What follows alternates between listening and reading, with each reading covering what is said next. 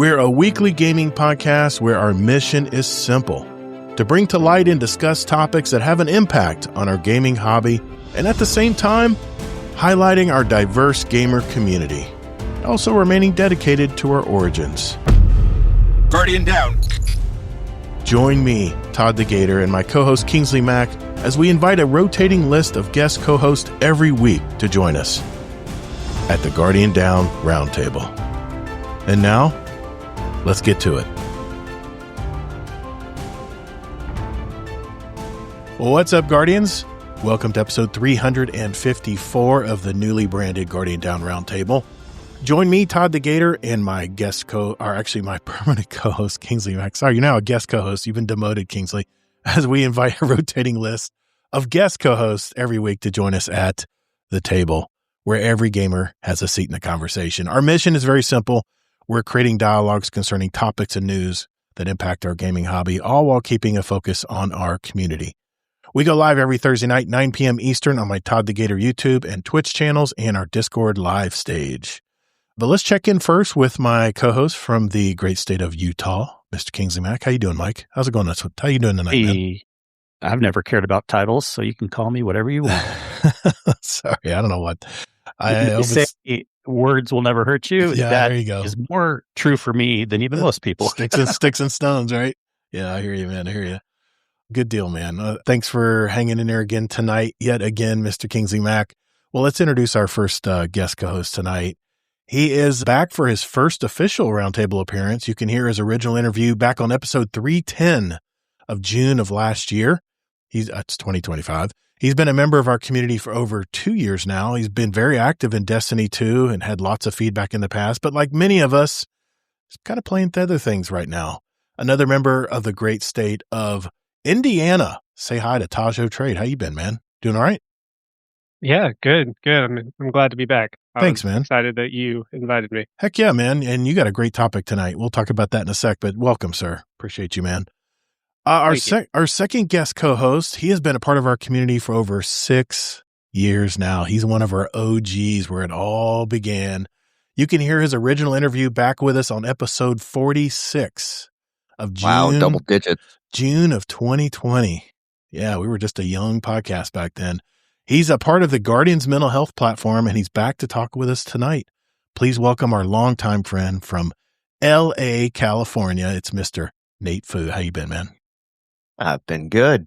Thanks for coming on tonight, man. That's good to catch up with everybody. I was just talking before the show. I got this list of all my past guests that I want to bring back and kind of have like a little powwow with, have kind of a reuniting, where we've been a while since we talked. So thanks for coming on tonight, man. I'm looking forward to hearing your topic as well. So here's what we have lined up on tonight's show. First, we're going to start things off with Mr. Taj Trade. He's going to discuss a revelation he had while playing video games.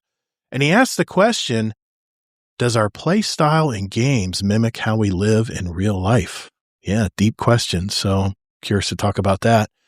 Then it's on to our next topic where Nate Fu wants to discuss the delicate relationships between streamers and developers, especially on social media these days, and how mental health enters the equation. And for the final topic of our show tonight, I mentioned last week how good we have it as gamers these days, that we have so many games to choose from, but so little time. But there's a trend I'm seeing, especially in 2026, that gives me hope for the future of gaming and how there might be a seismic shift in the games industry very soon if it's not already happening already. I'll explain a little later in the show what that's about. After that point, we'll shift into our catch-up segment where we'll talk and see what everybody's been doing in their life since we talked with them last. What they're watching, what they're gaming, anything they want to talk about. And at the end of the show, if we have any time, we'll answer questions from our community if we have any. So if you do have a question for us, make sure you go to our podcast questions channel in our Discord, or you can go to guardiandowncast.com and send us an email or a voicemail is even better. So if everyone's ready, let's roll. Hey Guardians, even though we're now the new Guardian Down Roundtable, all the ways you can contact us are the same. Just go to guardiandowncast.com where you can email us, write us a review, send us a voicemail that we might air on the show, by the way, and even listen to past episodes where you can also search for a particular guest of the show. I use this every week to find past episodes that our guest roundtablers are from, so you can go back and hear them and hear their story. GuardianDownCast.com.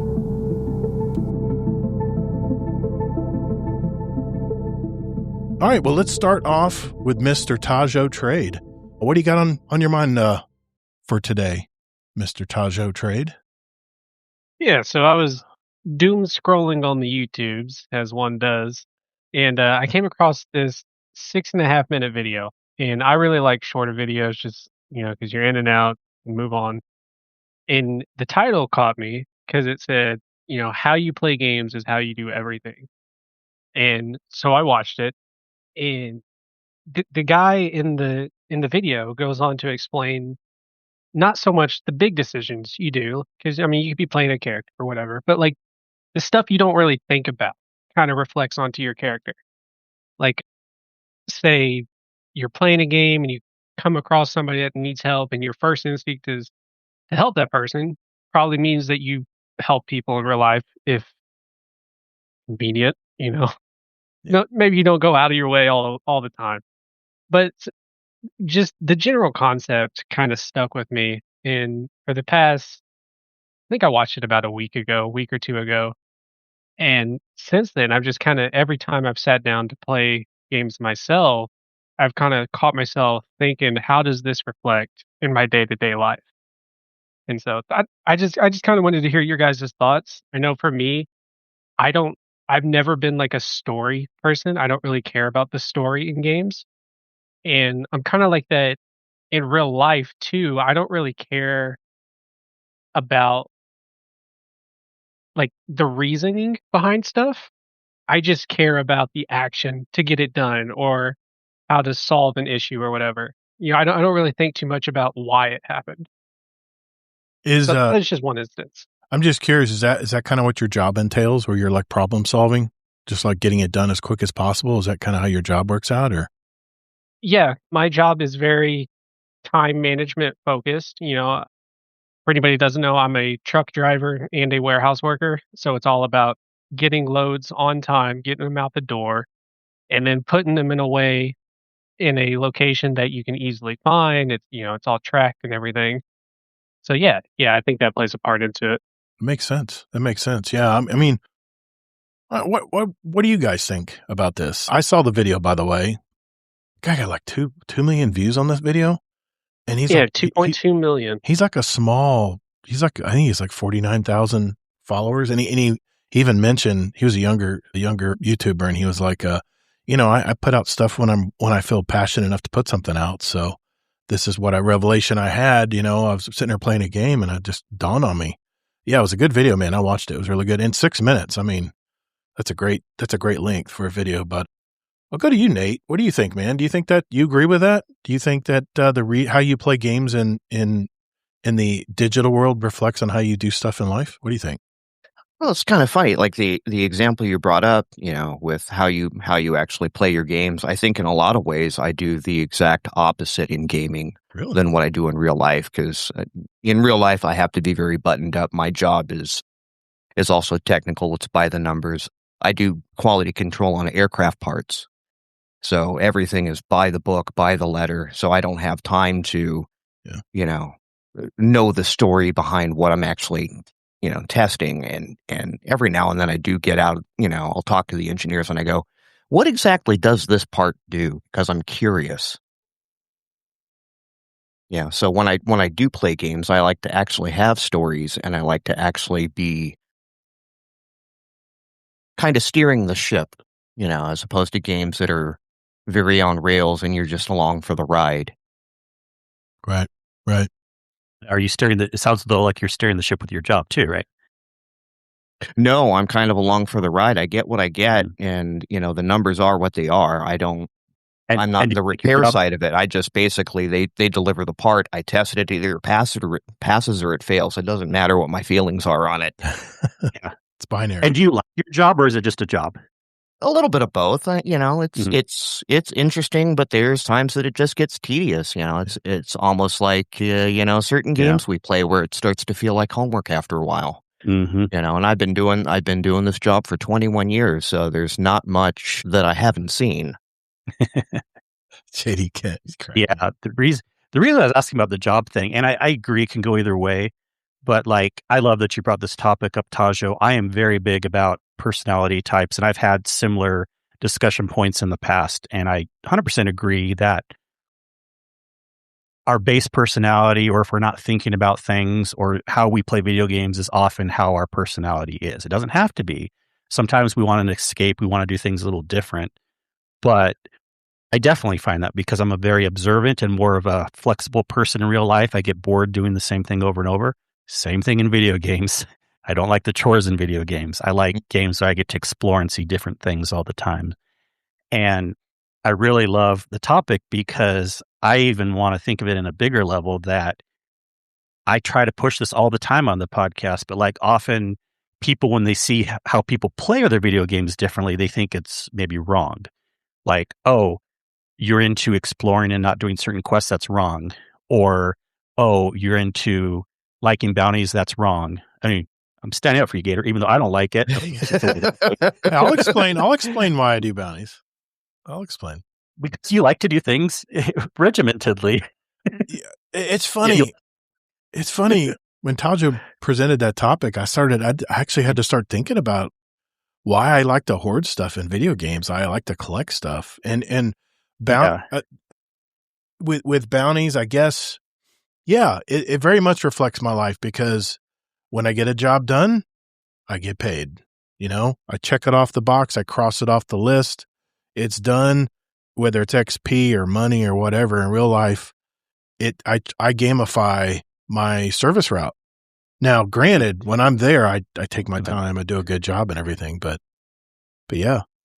Go ahead. Yeah. So I was going to say, it's like with my job, luckily, and I started my own business, I could never do jobs. I mean, anyone can do a job, right, that is maybe not their base personality type, but I'm more of go with the flow personality type than a schedule stuff. Obviously, I can fit a schedule. I'm always on time, but I do not like that as my base personality. So luckily, I found a job. I created my own job where it's different every day. It's very flexible. It's I do repetitive things too, but I am always kind of like, there's something different going on all the time, because I would probably just be DED, brain dead, if I had a job where I had to do the exact same thing every day for years and years and years. Yeah, I mean, yeah.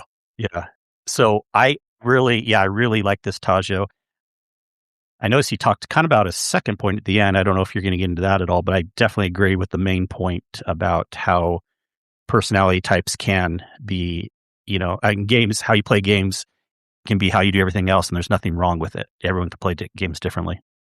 Yeah, and like, just because you do something in game doesn't necessarily reflect that that's what you would do. Because I mean, of course, some people sit down to play games to live out situations that they can't do in real life. I mean, I get it, but what I took away from the video, which he kind of barely touched on, is it's the small things that you don't really think about that reflects your personality.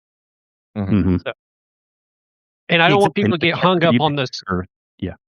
I don't want people to get hung up on the story example, because I know that some people hear that I don't like game stories, and then they just kind of latch on that and forget everything else. There's just an example. That's what you were getting at. Yeah, I mean, I'm diagnosed ADHD. My entire life is filled with little side quests that I involuntarily go on. Oh yeah, brother. And one of the things that I've had to learn over the years, and it was basically because of my life, it actually started reflecting in my gaming.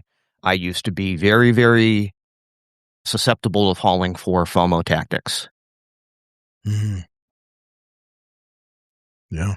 And I can't do that, in my real life profession. So it was just one of those, it's like, why I had to take a serious sit back and look and go, do I really need to be doing this? Is this healthy for me?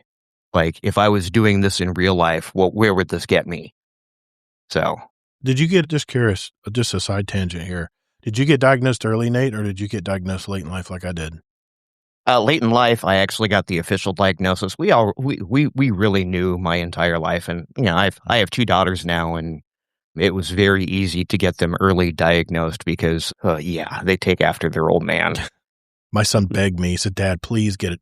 please get just an analysis done, even if it's just, telehealth or something. Just get a, I don't know what it's called, but they give you like 10 things, and you have to be really honest and check off these 10 things. If any of them apply to you, 8 out of 10 of them I checked. And she was like, oh yeah, it's called, ADHD. It's like neglectful, or not neglectful. It's like forgetful or something. I don't know. I can't remember half the time, but it's forgetful. As he says, forgetful ADHD. Exactly. I don't remember. Right there, just it's like not. It's like not passive, but it's right. You guys know what I'm talking about. It's not the hyper part. It's the other part. It's like the opposite side of it, where I've actually, I daydreamed a lot in school and would grow tired of stuff if it didn't interest me. And I'm a starter and never a finisher to stuff, because I'll get that dopamine hit when I first start it, and then once I start getting into it, it's just like the dopamine's not there anymore, and it just goes away. It's probably the reason why I'm very, very bounty oriented when I play games, and like I like to go on, like I'm gonna collect alloys today and arc raiders. I'm gonna get my alloys up, and I'm very routine or task oriented. Yeah, I'm very task oriented, because if I'm not, if I turn on arc raiders one day and I'm like, what am I going to do? And I just get this feeling of overwhelm if I don't have a mission or something that I'm trying to do. And it's usually how I break off of games, because I lose direction on what I'm supposed to do in the game. And I'm like, well, why am I even playing? I don't even know what to do. Yeah. I mean, that was... I feel that very much. Really? See, I mean, that's what happened to me in Forsaken. Forsaken came out. All of a sudden, all this shit was flashing on me. They had titles and, all these new things entered in the game, and I literally froze. First time in my life, I actually froze. I did not know what to do. And I almost got a little sense of panic, man. It was weird. I know it's dramatic. A little analysis paralysis. I know it's dramatic, but it really, for the first time, I realized I really have to have task. I really have to have, and that's the way I do my job. I'm very task oriented. But at the same time, like you said, Kingsley, I'm solving problems every day. My days are my one day to another is very different. I can have someone call me about a weed issue in their yard, and I have to go and analyze why that weed's growing there in that yard. And then, of course, what I need to apply to it without hurting the grass. Is the grass dry? Has it been watered correctly? Does it have enough sun? Is there a body there? Yeah, exactly. So there's all kinds of factors. And I almost feel like a doctor, like a lawn doctor, when I show up to people's houses, or whether it's an insect problem in their house or something. I have to investigate. I said, well, why are these ants on the counter in their kitchen? Did they bring some? So I'll start questioning, did you bring something from the grocery store lately? Or did you move? Did you do some construction? Did you retile a part of your house? Because they come in tile boxes all the time, because they sit in warehouses for years. Stuff like that. So I guess I love discovery like you do, Kingsley, in games. That new Riventide map that they made in Arc Raiders just blew me away. But if I don't have a reason or instructions on what I need to do and what I need to get for what I'm doing, I can get kind of lost. And I can sit there and enjoy where I'm at when I'm playing, but yeah. And sometimes it's purposeful. The game companies will do that. Even me, like, I like things a little more loosey-goosey, but I mean, there's still times where it doesn't matter what side of the aisle you're on. Games can be a little confusing. So yeah, it's not just a personality thing there, but I get it. I love the topic. And I just want people to, we're a good company here. I mean, a lot of people here say they have ADHD. My wife does. I don't at all, but like, I totally appreciate that. And I understand that. And I think it's totally okay for people to play games differently. But then also it was interesting because it can also be something you look introspectively at and you're like, well, do I want to do this or not? Yeah. Mm-hmm. Yeah. Which like I said, what I was saying with the FOMO thing. Yeah. Yeah. I mean, after I watched that video, every time I've sat down since then, I'm thinking is like, how does this reflect my current situation in my life right now? Yeah. If I'm feeling stressed out, am I just trying to knock things off so I feel control? Or if I'm real relaxed, am I taking my time through a game, or, things like that? Yeah. And it can vary, right? And right. I think the question to ask, do I want to do this, isn't because one way is right or one way is wrong. I think it's more, do I want to do this just how I feel like doing things right now. And it's a good way to kind of be introspective. And the more things we have in our life, we're being observant with, like, okay, I'm playing video games this way right now. I even catch myself doing this. I'll talk more about it later, but I've been playing a brand new campaign in a game, and I'm taking it slow. Even for me, like, I don't usually skip cutscenes and stuff, but I still kind of power through. But this time, I'm taking it slower than normal. Yeah. And it's not because I felt like anything I did in the past was wrong. I just felt like being different this time and just being a little more introspective. So it's kind of fun to change it up. Now, I will say that you can't give me a skip button. I'll skip everything all day. If you Yeah, give me a that's skip true. option, it's going. Until a puzzle comes up and you miss the instructions, right? No, I'll figure it out. I'll figure it out, or I'll look it up on YouTube. Yeah. There's guides out there. now I will say this, because I was thinking about this while I was working today. I mean, what's the one thing in our lives? Well, most of our lives these days is that scarcity mentality, right? Like, there's not enough money. There's not enough, we need to get more of this at the grocery store. We need to, I need to get this so I can do this on the yard. Or, I mean, we're always trying to gather stuff, and like for hurricane season, it's all about making sure we have all our staple items if we lose our power and stuff. Maybe that's why I love collecting resources and hoarding them. I'm not a hoarder. I mean, if you look at my house, I'm not a hoarder. I'm not the type of person who keeps every little thing. But somehow when I play a video game, whether it's Elden Ring or Destiny 2 or Arc Raiders right now, it's just something about I always want to be prepared.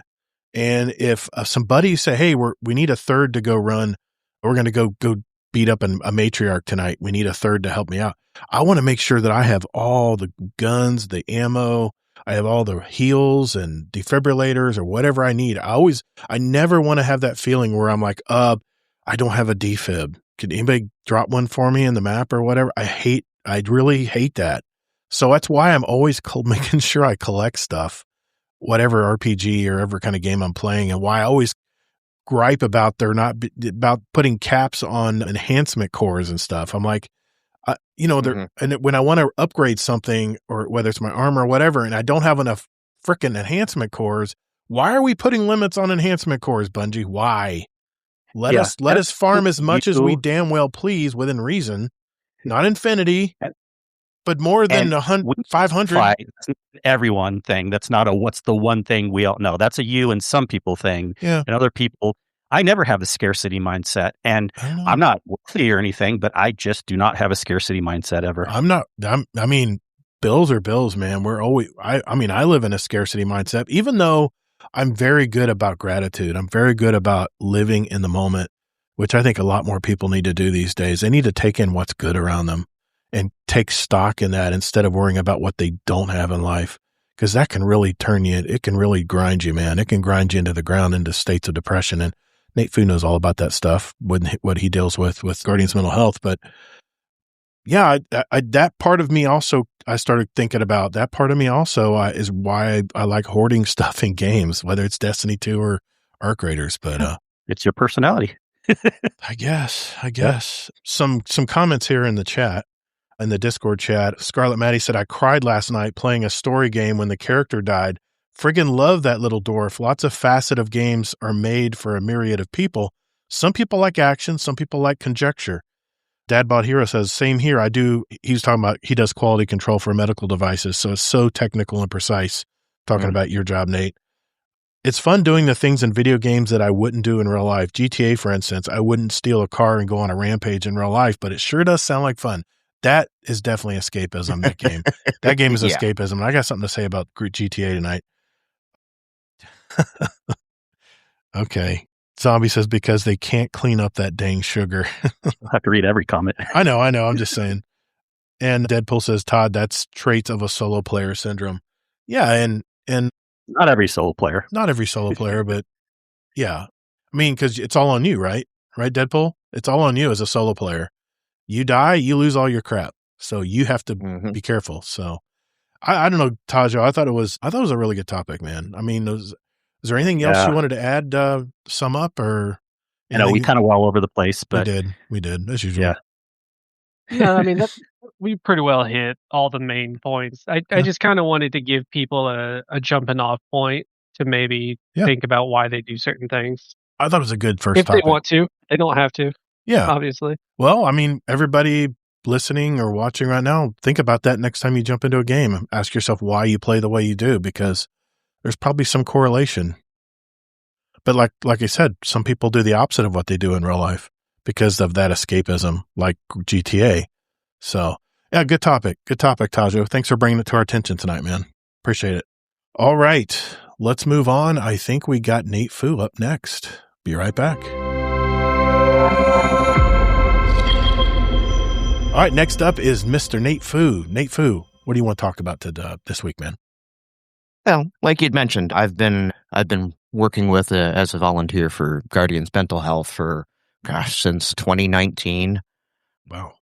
And one of the things that we talk about often amongst our group and our ambassadors that we have, and what's going into, and this is a shameless plug, we have a mental collab program that we're firing up that's going out to the community so that they can kind of get some tools and training. But one of the things that we constantly hammer home is the concept of parasocial relationships.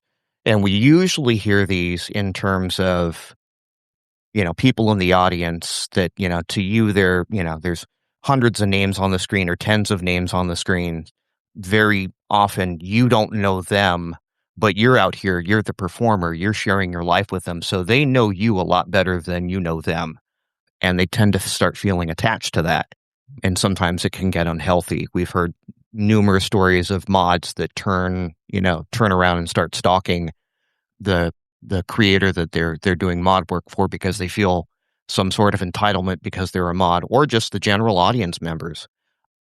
But where I've been noticing a lot lately is the way gaming communities start really taking it to devs like it's a personal vendetta, like that, like I'm going to use DMG from Bungie as a perfect example. Like he, for whatever reason, he still decides that he wants to post stuff about the game on his personal Twitter, or X, as we're calling it now. Mm-hmm. I don't know why he does that. They have a Destiny team account for that. But man, people just go in on him like he's the one pulling the levers behind the game, like he has anything to do with the success or failure.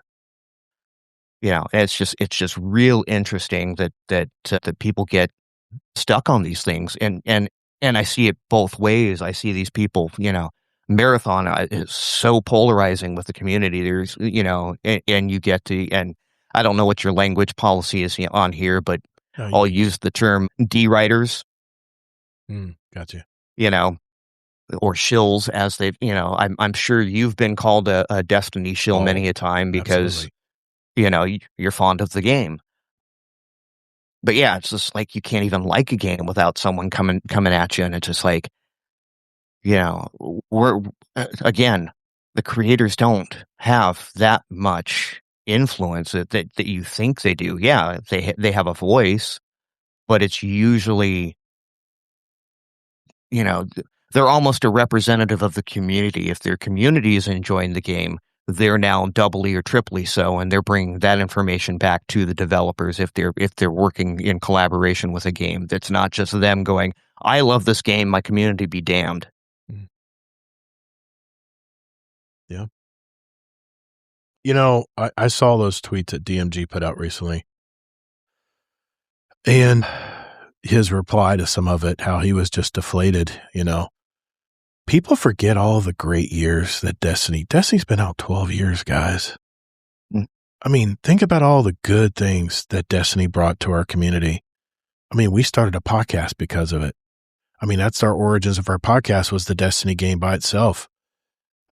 There's just no way games will last forever. They just run their course. And for people to personally attack DMG because of it, I mean, it's okay. Let's put it in perspective. Okay. This person who's attacking DMG, how would you like it if someone came to your job and just started cussing you out? I mean, you're sitting there behind the counter. All you're doing is just helping customers come up that are looking for, I don't know, a widget for their house or something. And all of a sudden they just start yelling at you and yelling at you about how the company you work for sucks. and you should be burning in hell because of what this company has been doing to people. And I mean, you literally just work for the company. You're not the CEO. You're not sitting up there making these decisions up in the corporate offices. You're down on the floor trying to interact with the customer, which just symbolically, that's what DMG is. He's the guy at the counter. He's the interface between the community, and he runs any feedback he gets up the pole to the higher up developers in Bungie. And I never understood why people would lash out so much. And it's not just DMG. Yeah. It's a lot of game devs out there that have to deal with this. And there's a reason why they went with a Destiny team, and how they don't even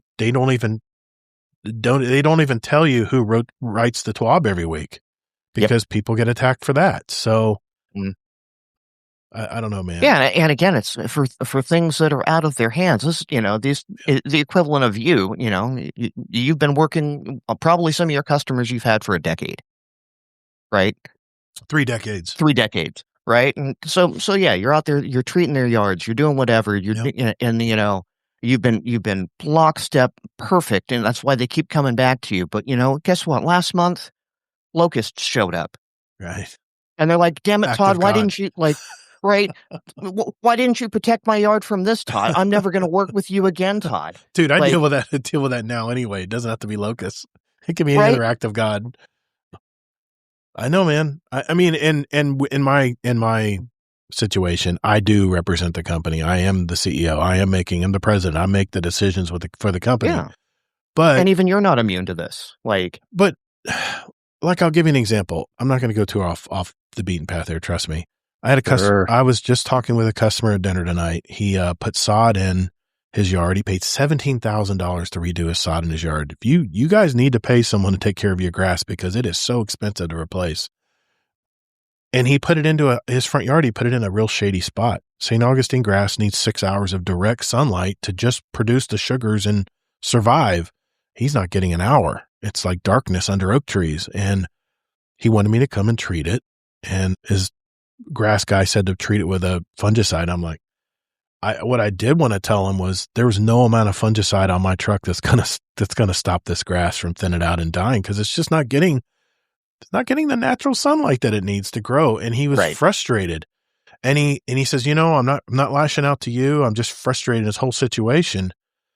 And sometimes what I try to do is I just try to educate people on why. Right. And my wife tries to get me to do this. Instead of being absolute because I know it all, I try not to be absolute with my responses. And my wife's helping me do that, because people can argue absolutes, because they can have a different way of seeing things.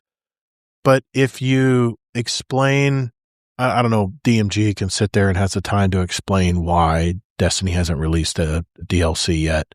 There's probably a lot of stuff he has a gag order on where he can't say anything. He's probably told by the corporate structure, even Sony maybe, to not say anything until there's something to say, because speculation can run amok. But it's the same kind of thing, it was a really good topic when you mentioned it, because God, people really do take it personally now. And I know I tend to be the one that has the flair for the dramatic in our show, but I don't know, man. I don't understand why are people so. Why do people take it so personally? Do you understand why that could be, Nate? I mean, I don't know why people act the way they do sometimes when it comes to games.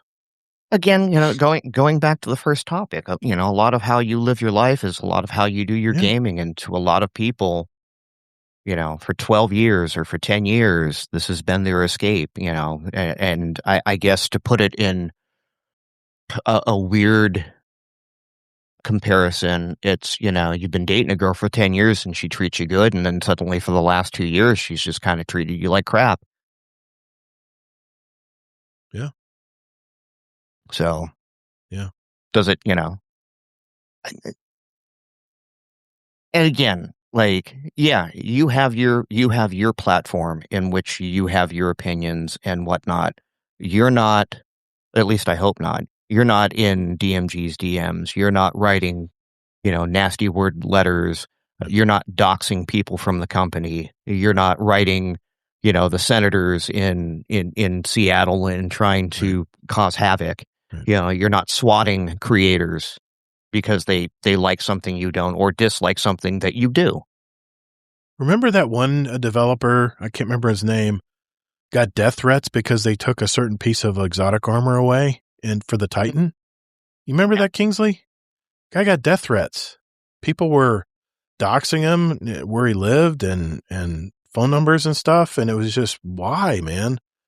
I just don't understand it. Maybe I'm just not seeing it the right way here, but I don't know. I don't understand it.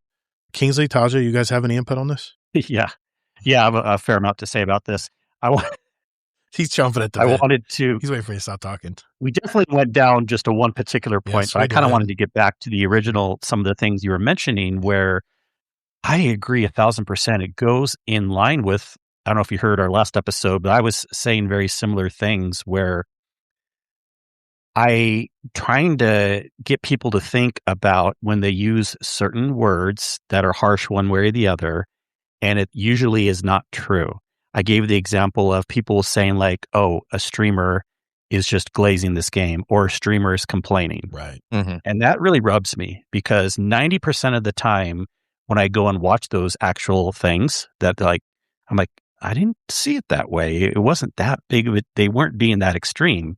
But then the people, because they disagree, they don't know how to use logical reasoning. They use emotions to get in the way. And they're like, oh, that person was being extreme instead of just talking about the actual point. Right.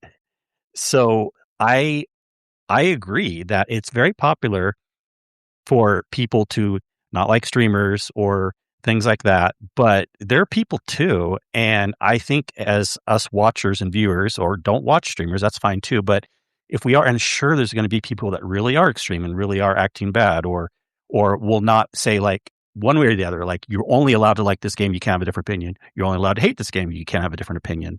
Right. But unless saying that or being extra complainy, people take it too extreme all the time. And I wish people would try to think more in their life. What was really being said, maybe we're twisting it a little bit more, and they're real people too.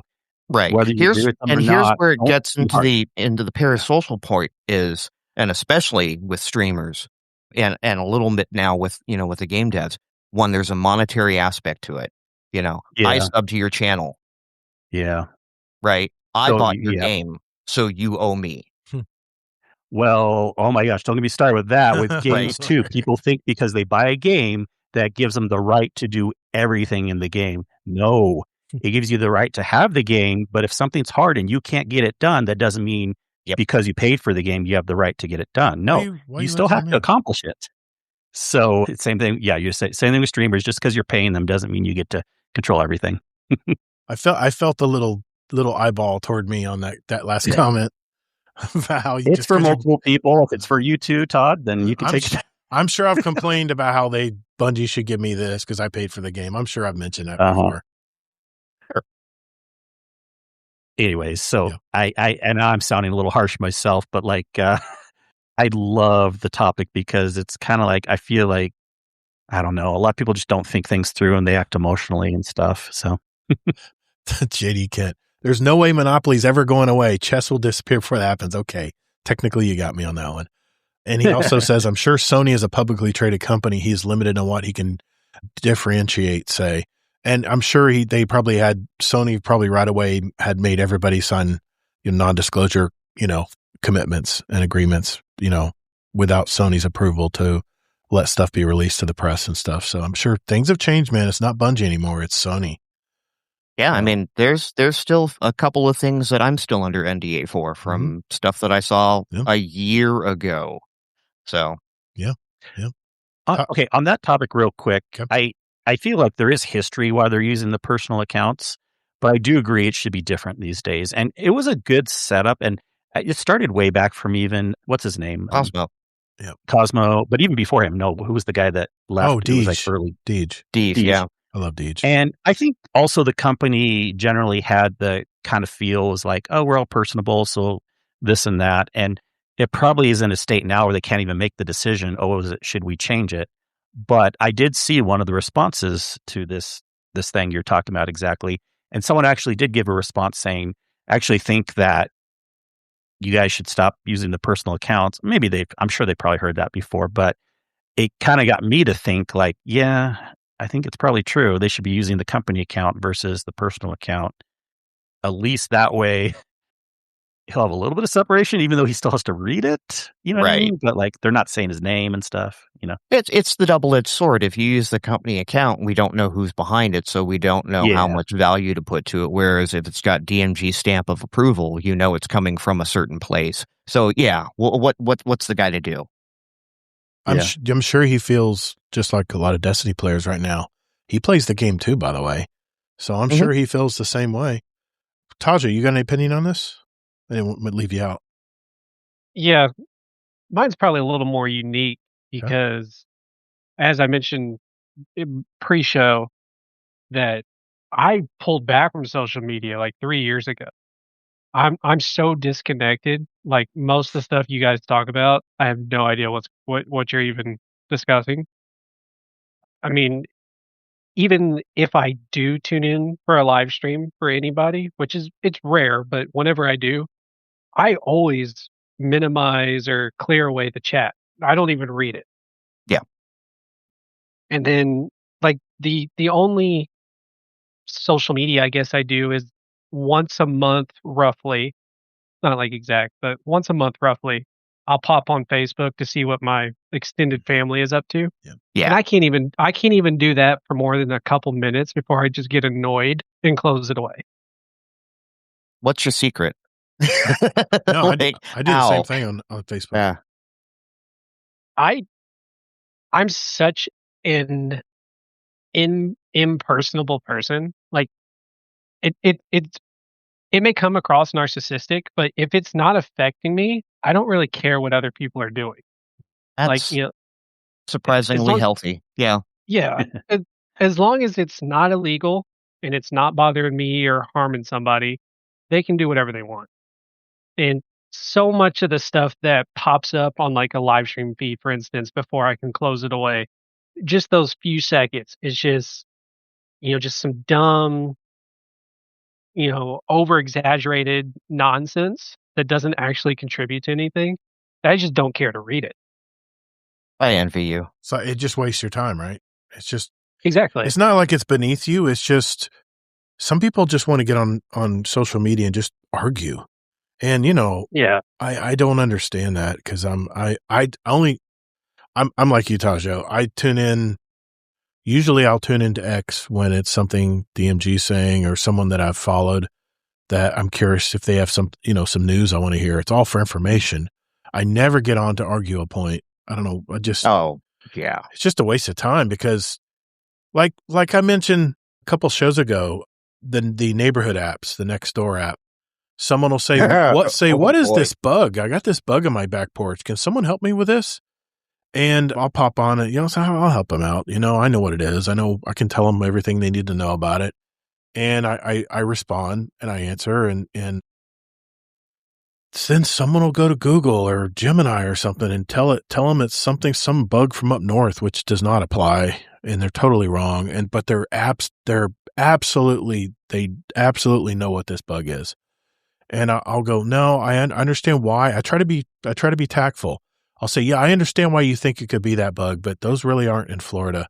This is really, and then they take it personally, like I'm dissing them or something. And then I have to always throw it out there that I'm a 30-year veteran in the pest management company, in the business.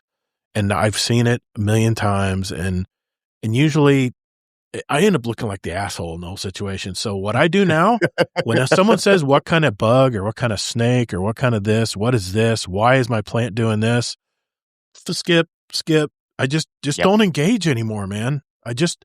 Which is a shame because you have a valuable, I do. I can help wealth people. of knowledge you can share with people. Yeah, I can help people. And the only reason I jump on Nextdoor is if someone recommends me or recommends my services. One of my clients is on there. Right. I have actually gotten business from the Nextdoor app, but I don't engage anymore. I just let the idiots jump in there and tell them what they think they have. And I'll just It's kind of funny. It's funny you say that because from personal experience, like people I know talking about that. It's almost like the more you know about something, the less you are to jump into the conversation. Yeah. Because you realize people are ignorant and they just really Yeah. don't know what the hell they're talking about. It's called the Dunning-Kruger effect. Yeah. Yeah. So it's just not worth your brain power. And my God, that's the one thing we all don't have enough of these days is time, especially I don't know what it is when you get older, but you definitely know time is more valuable than money when you get older. Yep. And you're just like, it's just not worth my time. And you just move on. But I don't know, man. Did I get off base? I don't know, Kingsley. Are we on track on this topic? The fifth time. But love you, man. No, man. Pearl. Anybody else have more opinions on this? I want to make sure. Hearing that story. I mean, I could talk about this as an entire episode. Yeah, it's easy to. We have. Yeah, it's so good, the meta-analysis of these things, I feel like, because it's good for people to kind of understand the bigger picture and what's going on, what's worth talking about, what's not, what's worth complaining about, what's not, what's worth talking up too much, what's not. You know what I mean? All the above. Yeah. I guess before you decide to lash out at a streamer or a dev or even a liaison between, a community liaison, think about someone doing that at your job. Put the shoe on the other foot and think about how would you feel if someone came in and started ragging on your company that you have no control over, make no decisions about. And how would you feel? Would you feel pretty deflated and you'd feel like me, where you just don't want to engage anymore? And do you really want Sony and Bungie to go silent? I mean, that's what's going to happen. If we continue to harp on these developers, they're just going to say, no, I'm not touching that with a 10-foot pole, man. I'm not saying a damn thing. And you'll just have to wait for the press releases on stuff, the corporate speak. Everyone hates corporate speak, but hey, anybody tries to put out an opinion that works for a company these days, you got to watch your job, man, because people will jump all over that stuff. It's not fair. And if anything, I think we've course corrected a little bit from the olden days when everybody jumped on and tried to deplatform everybody for anything they would say. Those are some dark times, man. But still, it's just, I don't know. I just don't understand. He's just trying to, I know we're using DMG as an example here because it's fresh in my mind, but he's just trying to connect with the community. Here's a comment that I want to read. Scarlett, a good debate is always intellectually healthy too. Yes. When someone is wrong, everyone learns. What I was reading in my mind was when everyone feels like they're learning something, or when everyone feels a little bit like they're wrong and they're kind of questioning their opinions and stuff. See, it's about like what you were saying. I think it was Nate, but like what's worth talking about, what's not. Or maybe you were saying that, Todd. Yeah, and the expert thing, to me, it's easy. Like I know, for me, it's very easy. If someone's bothering me, or if you don't want to like egg someone on, you ignore them, right? Yeah. Mm-hmm. Not a lot of people follow that advice. But anyways, it's easy for me to follow that advice. But I know, like, pretty quickly in a conversation, if it's worth talking about certain topics or not. I'm not going to just open my mouth and talk about certain things unless I kind of know the vibe of, is this going to be a fun back and forth, intellectual fair? Right. Know your audience. Are we going to listen to each other's points even if we disagree, or is it just going to be a complaining, shouting match and a shutdown match? You know what I mean? And then if I know that's likely going to happen, then I'm not going to talk about those things. I'm not even going to start, JD Ken has a good point here. He says, how do you think those poor comedians at work and people start heckling them? That's kind of part of the work environment, though. If you're a stand-up comedian, heckling is just part of the job. I mean, okay, that's interesting. Heckling has different definitions too, how far you take that. I've had some comedians, I've gotten a lot of shows, and they even they're like, well, you can heckle me, you can do certain things, but I don't know. That's an interesting one. I definitely agree. Yeah, there are some comedians, especially lately, that thrive on the crowd work side. This crowd work is part of their act. And some don't. It just depends on the comedian, what their strategy is when they go up on stage. But I would say that's definitely part of the work environment there. It's a little bit different. I mean, I don't think DMG is waiting to be heckled when he's just trying to communicate to the community it's just trying to keep the conversation, keep the dialogue open, and I don't know, man. The other thing that I took from when he was saying, like, sometimes this job is hard and things like that, I'm sure it affects him somewhat. Like, it's not like I joked before, like things don't really affect me that much, but it's still going to do a little bit, maybe just not as much as other people. But with him, I took that more like, I mean, the fact that he's still doing this job for this long, he's got to have somewhat of a wall to be able to somewhat ignore the harsh comments. So I took him saying that more of like, he wish he could tell us more, but he can't yet. So that's why it's hard right now. It's just hard that he can't really say anything. Not so much it's hard because people were yelling back at him, but at least that's how I hope what he meant by that. And That's another reason I got off. You can go ahead. So one of my early on jobs, I did tech support, internet tech support. And if anyone's been on that, in that field, I remember in the first training that I went through, and the lead walks up and says, "I'm going to get this out of the way right now. No one ever calls to tell you everything's going to be, everything's working everything's okay. fine. Okay. That everything's fine, right? If this is this is going to be your job every day. If you are not okay with that, there is no shame. There's the door. No one will think any bad about you." So, yeah. What were you going to say, Taja? Yeah, I was going to say that what Kingsley was talking about towards the end there is another reason why I disconnected. Is you can't read emotion through text. No context. Like face to face is like you can get a feel for what the person's saying. You can pick up on the little mannerisms. No sarcasm. You can judge it a little better. You know, it's so hard for that to come across in text how you want it to come across. I've had to censor myself when I respond to friends in Discord, because the way I'm Gen X and the way we treat our friends is we rag on them. So we'll be a little smartassery, or we'll be very sarcastic in our comments. The problem is no one knows if you're being sarcastic or not. And people can definitely take that out of context. And so I've had to censor myself and think about how to respond when I'm responding to someone saying a message in Discord, because they don't understand where my mindset is when I'm saying that. Right. So yeah, I totally agree, Tajo. I get that. I'll over worry and use little emojis that usually try to indicate emojis help. Sarcasm or different things like that. Yeah, emojis help. You never know still. Yeah. People take it. It goes more so onto what the person reading it is feeling. Yeah. Because that emotion is almost what you read out of whatever's written. How they perceive what state of mind they're in makes a big difference too, and how they perceive things. Everybody has their filter, man. That's for sure. Well, Nate, that was a great topic, man. I think we needed to hear that tonight too. Was there something else you wanted to mention? Forget anything? Yeah, I think we're good. Like I said, I could go on this one for all. Yeah, and me we've too. done as the org, we've done entire episodes on just this. Oh, I bet, and I just think it was worth talking about tonight, especially because of the frustration in the Destiny community right now, because they've gone radio silent. They're not saying anything. And we're not used to that. We're used to them telling us what's going to be in the season, which I hated. I want to be surprised when they pop that season. I want to, whatever update's coming, I don't want to know about how everything. I want to be surprised. So anyway, well, we'll leave it there. Thank you, Nate. Appreciate you, buddy. All right. You know what? We're going to check in with Bungie, speaking of which, real quick here, with just a very, very short Bungie roundup. Be right back.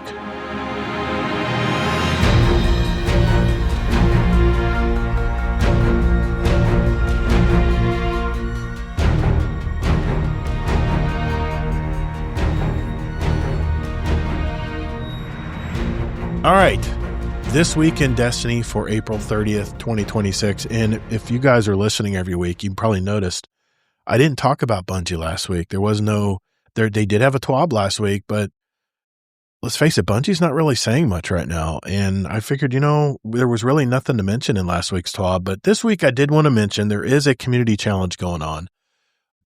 It's called the Commander's Orders Escalated, and they say Guardians from all over the globe have come together to take on the most recent community challenge, and this probably started last week, and I just failed to mention it, so I want to make sure I mention it this week. It's been amazing to see how fast you've all banded together to arm yourself and take the fight to the Vanguard's enemies as you've blown the initial target goal out of the water. All this time, at the time of this article, you've defeated more than 21 million enemies already to earn the Commander's Salute emblem shown below, and it's a very cool emblem, like gold and golden tones and stuff. But we're not done yet. Because of how amazing you all have been doing, we've decided to add a new emblem to earn with extra goal for reaching the new community goal of 50 million PvE enemy defeats using Zavala's selected weapons. That's the key.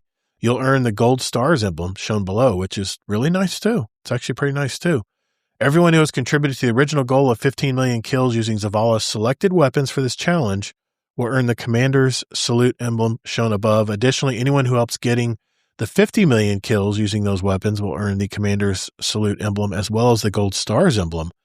Need a reminder of what weapons to contribute to this challenge? Here's the list. It's Mint Retrograde, the Unfall Micro Missile, Together Forever Frame Sidearm, Mida Macro Tool, the Precision Mida Synergy Frame Shotgun, Hawthorne's Field Forward Shotgun, the Psi Eterna 4, the Micro Missile Frame Pulse Rifle. I think that's the ARC one. Horror's Lease, the Rapid Fire Frame Pulse Rifle, and a Good Shout, the Heavy Combat Bow. Yeah, I didn't mention this last week, but that was the community challenge for last week, but they're continuing it. You can get another emblem. So if anything, log in, grab your Mint Retrograde, go shoot 3 enemies, and then log out. You've contributed, technically. So there's no timer on it. You just have to kill something with one of those weapons. So I'll probably do it if we do raid this Saturday. I'll probably just do that real quick. Active and upcoming activities in Destiny. Ongoing to May 5th is the community challenge we mentioned, Commander's Orders. The Crucible Portal playlist, Lockdown 4v4, Crucible Legacy playlist 3v3, Quick Play Lockdown 6v6, Quick Play Clash, Grandmaster Vanguard Alert, activity is Warden of Nothing. Reward is the Grenade Launcher. May 1st to May 5th, Trials of Osiris is Javelin 4, and the Immortal is the weapon. And that's pretty much it. I mean, basically what you can comment here if you want, Kingsley. I think they're just trying to keep people busy with something until the June update. Wouldn't you agree? I mean, okay, maybe not. If this is they're doing something. Yeah. Okay.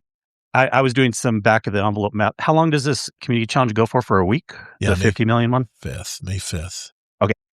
Even with the low population we're having, so I'm looking at popularity report, 170,000 is like the highest we get right now. Right. For all platforms together. So it's not moving. I mean, so only if every person that logged on, because those are all actual people logging on, even if we didn't count it over a week, everyone only has to kill 290 enemies each to reach the 50 million goal.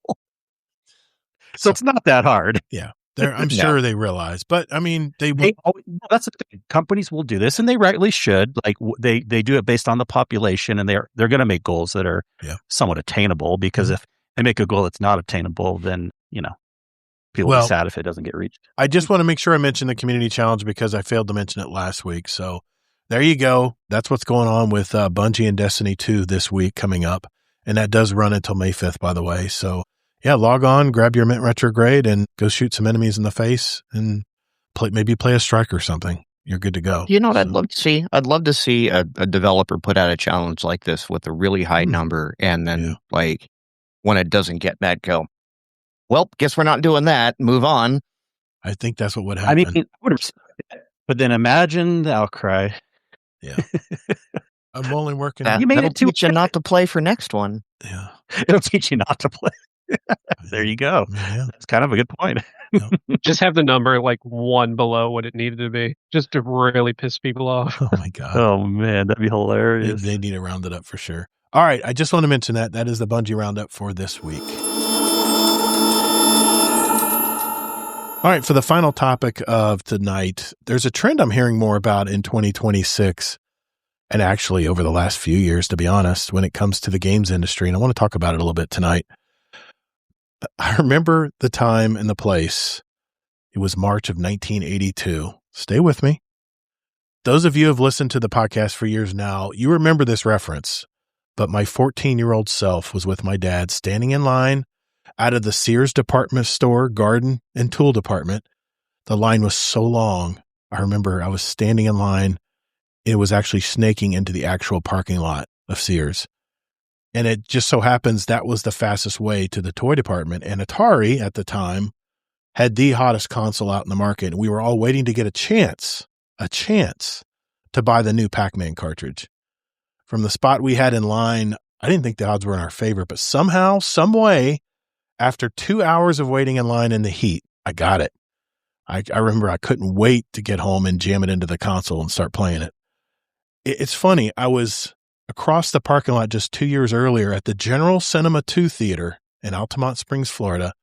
I was waiting in line to see the new Star Wars movie, The Empire Strikes Back. My point is, we stood in lots of lines in the 80s, something we don't see much anymore, at least when it comes to like consumer goods or movie theaters. I mean, everything is delivered to our door in a day. And movie seats you can reserve by just clicking on the seat on your app on your phone. No more first come, first served and hoping you didn't get the crappy seats in the back once you got into the theater. It's probably why us Gen Xers seem to be more patient than our younger generations these days. We've been in the trenches. Now, I'm not going to sit here and tell you how we went to school uphill in the snow, but it's amazing. It's amazing how much things have changed since then. And what I want to talk about tonight is how the gaming industry has changed all these years. And there's one thing I'm noticing more and more these days. Independent gaming studios are frickin' killing it right now. Now, in the past, I didn't give indie studios much attention. They usually made games that felt very retro, like side scrollers, pretty basic graphics. And it was usually the art style that got people to buy it. My first try of a more modern indie game was during the hurricane 2 years ago when my power went out. And for a week, I was forced to look into my phone to see what I could play to pass the time while we ran on candle power at the time. That game was Balatro. What a fantastic game. It's so simple at first, but once you see all the systems at play and then realize that one person made that game, let's just say it got my attention. Then came Clair Obscur. Kingsley, you turned me on to that game. It not only dominated the Game Awards, but it only was made with a base studio of 33 employees. What the hell? I couldn't believe it when I heard that. Now here we are in 2026, and games like Winrose, which was the developers called Winrose Crew, 60 employees. You got Greystone Warfare, that's Madfinger Games, has 71 employees. Pal World, which our buddy Native Raider knows a lot about, Pocket Pair has 55 employees. Valheim, which is Iron Gate Studio, 16 employees. Helldivers 2, which is probably one of the biggest independents out there, that's Arrowhead, 140 employees. And you got Terraria with 11 employees and Pacific Drive, which is Ironwood Studios, 20 employees. All very successful games right now on very small budgets. Now let's compare. Dispatch was another one. Yeah. I mean, there's many out there. That's just the ones I was researching last night.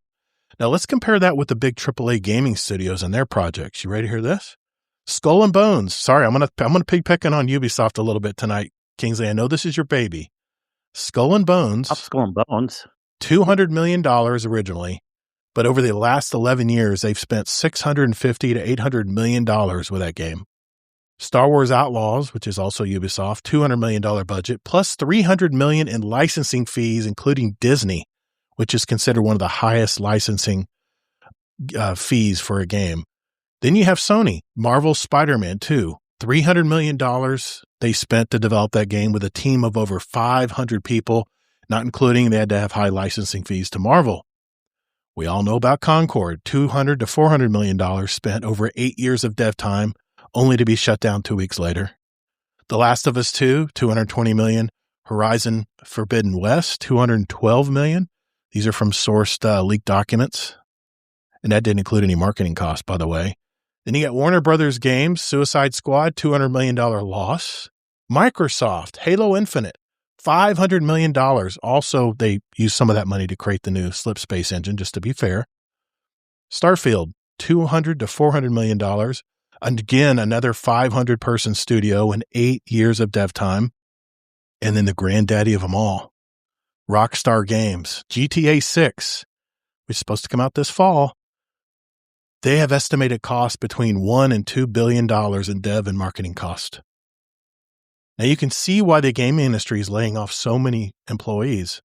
In fact, 40,000 people have been laid off in the last few years. 2024 was the biggest correction from COVID. but I was researching how much Bungie spends on their 2 IPs, and it's been estimated that they have a burn rate of $1.5 million a day. Think about that. I mean, with 800 employees, it adds up. Marathon has an estimated total project cost of $400 to $500 million due to reboots and delays. I mean, it's been scrapped and restarted twice now. Let's talk about Destiny 2. If you account for 2017 to today, just the Destiny 2 game, Bungie has spent over $1 billion over its 9-year lifespan, which includes costs to make annual expansions, seasonal content, and the massive server and infrastructure maintenance required for a global live service game. The original dev cost of the initial game, they were estimating to be between $100 and $200 million back in 2017. You can see why Sony claimed a $204 million impairment loss back last year. It just makes sense to me that the days of the giant gaming studios dominating the industry like Atari back in the day are about to see some massive changes within the industry. I mean, how long can these big devs be too big to fail? How long will these games last, and will publishers start to cut down budgets even more? Will even smaller studios enter the market and change the industry for the better? So far, what I'm seeing, it looks good. Now, I heard someone talking about Arc Raiders the other day and how it only cost them a total of $75 million to make that game. That's an amazing game, and the scale of the maps, the size of everything is enormous. The team from Embark that were behind the game numbered about 70 people, by the way. It's been said that Embark leaned into procedural generation, photogrammetry, which what they do is they use real-life photos to create 3D assets for the game. And they have a lot of AI-assisted production tools to automate all the boring tasks like object placement and texturing. So maybe AI is already capable of creating opportunities for those smaller studios to compete with the big boys. Arc Raiders, by the way, generated $500 million in its first few months. They reached profitability almost immediately when they sold the game. It's also been said that Arc Raiders only took 3 years to make. 3 years. That's half of the time that it takes most games to make.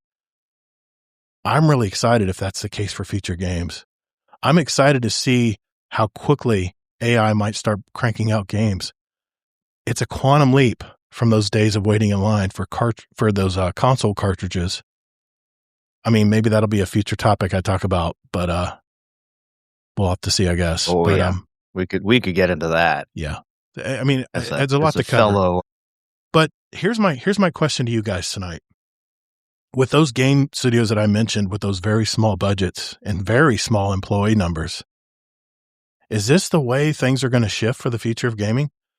Are we going to see more and more killer games from these small studios? And what's going to happen to these giant mammoth gaming studios and publishers out there? I'm just curious what you guys think about this information that I laid out tonight. What do you guys think?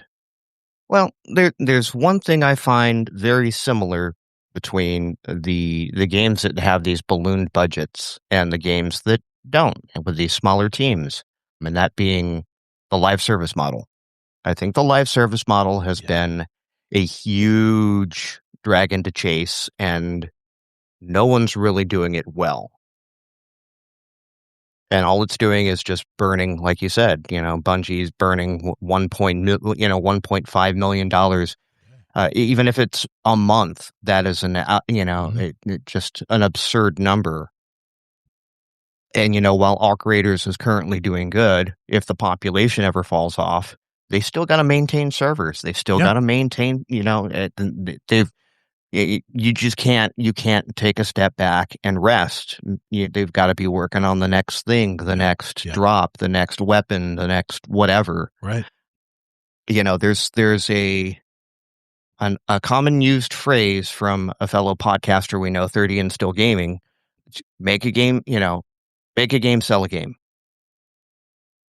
And that's how it was back in the cartridge days. You had to get it right the first time. There was no over-the-air updates. There was no, we'll patch this later. It was what it was. You made it, you sold it, and it ended up in a landfill. Yeah. Yep. I mean, it just seems like making games other than just side scroller independent games, it's just totally different now with AI being involved. I didn't think we were there yet, to be honest. And when I heard what Arc Raiders has already been doing, like they have machine learning with their enemies, and their enemies will flail. You shoot and kill them and they'll flail like a human and try to stay alive and still try to come at you. They get even madder. I mean, it's unlike anything I've ever seen, man. It's probably why I'm so into that game right now. But what do you guys think, Tajo or Kingsley?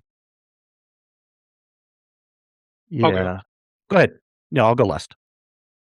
Yeah. Well, I don't choose games based on the companies, mostly because I forget the company names. So like it just doesn't really stick with me. I got you, man. And I rarely play new games, even if they look really good and get my attention, because I'm so stingy with my money. Like I almost rather watch somebody play a game than play it myself. Wow. Okay. But on that topic of what you're saying, I do agree that it seems that indie games lately have had more success, and that could also just be like there's not as much expectation.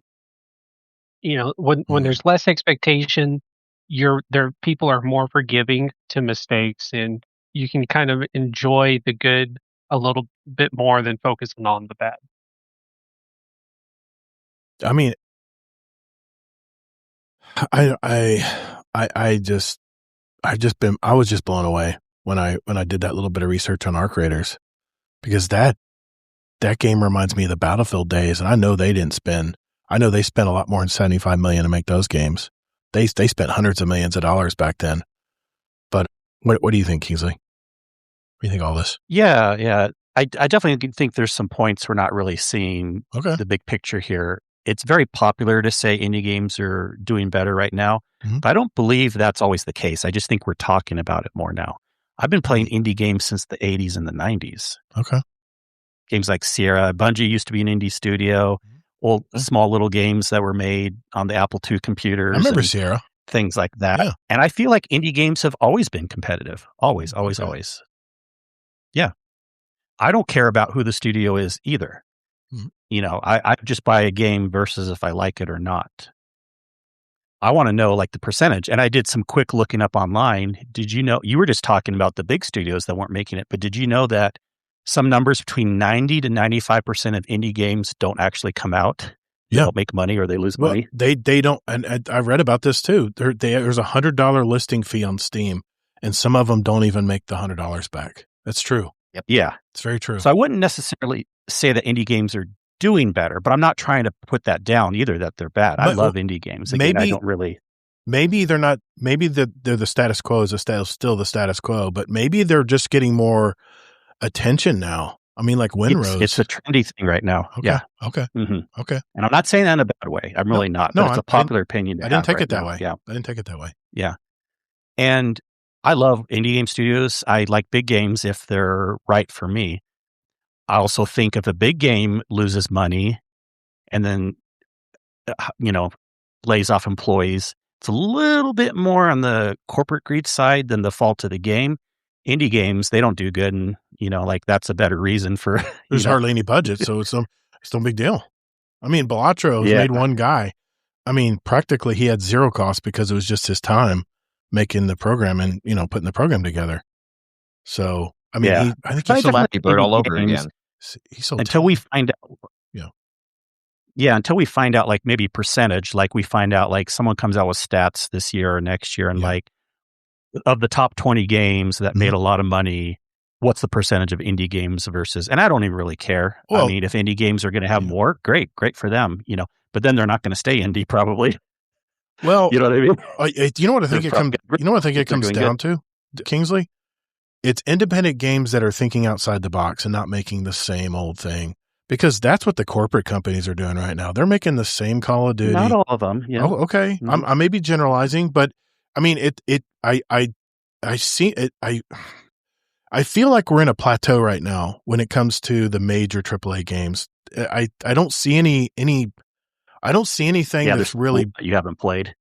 No, I mean, I'm just not. I mean, I watch videos all the time on all different games, even even the new Saros and the one, the dad shooter, whatever they call it, the boomer shooter, the one with the kid on your back. But Pragmata. I mean, Pragmata, yeah. And I mean, and remember, we've used arguments in the past that we can't judge how good a game is based on how much money it makes. Yet you were using that argument earlier. Yeah. I'll tell you, the Star Wars Outlaws game is an amazing game, even though it didn't make a lot of money.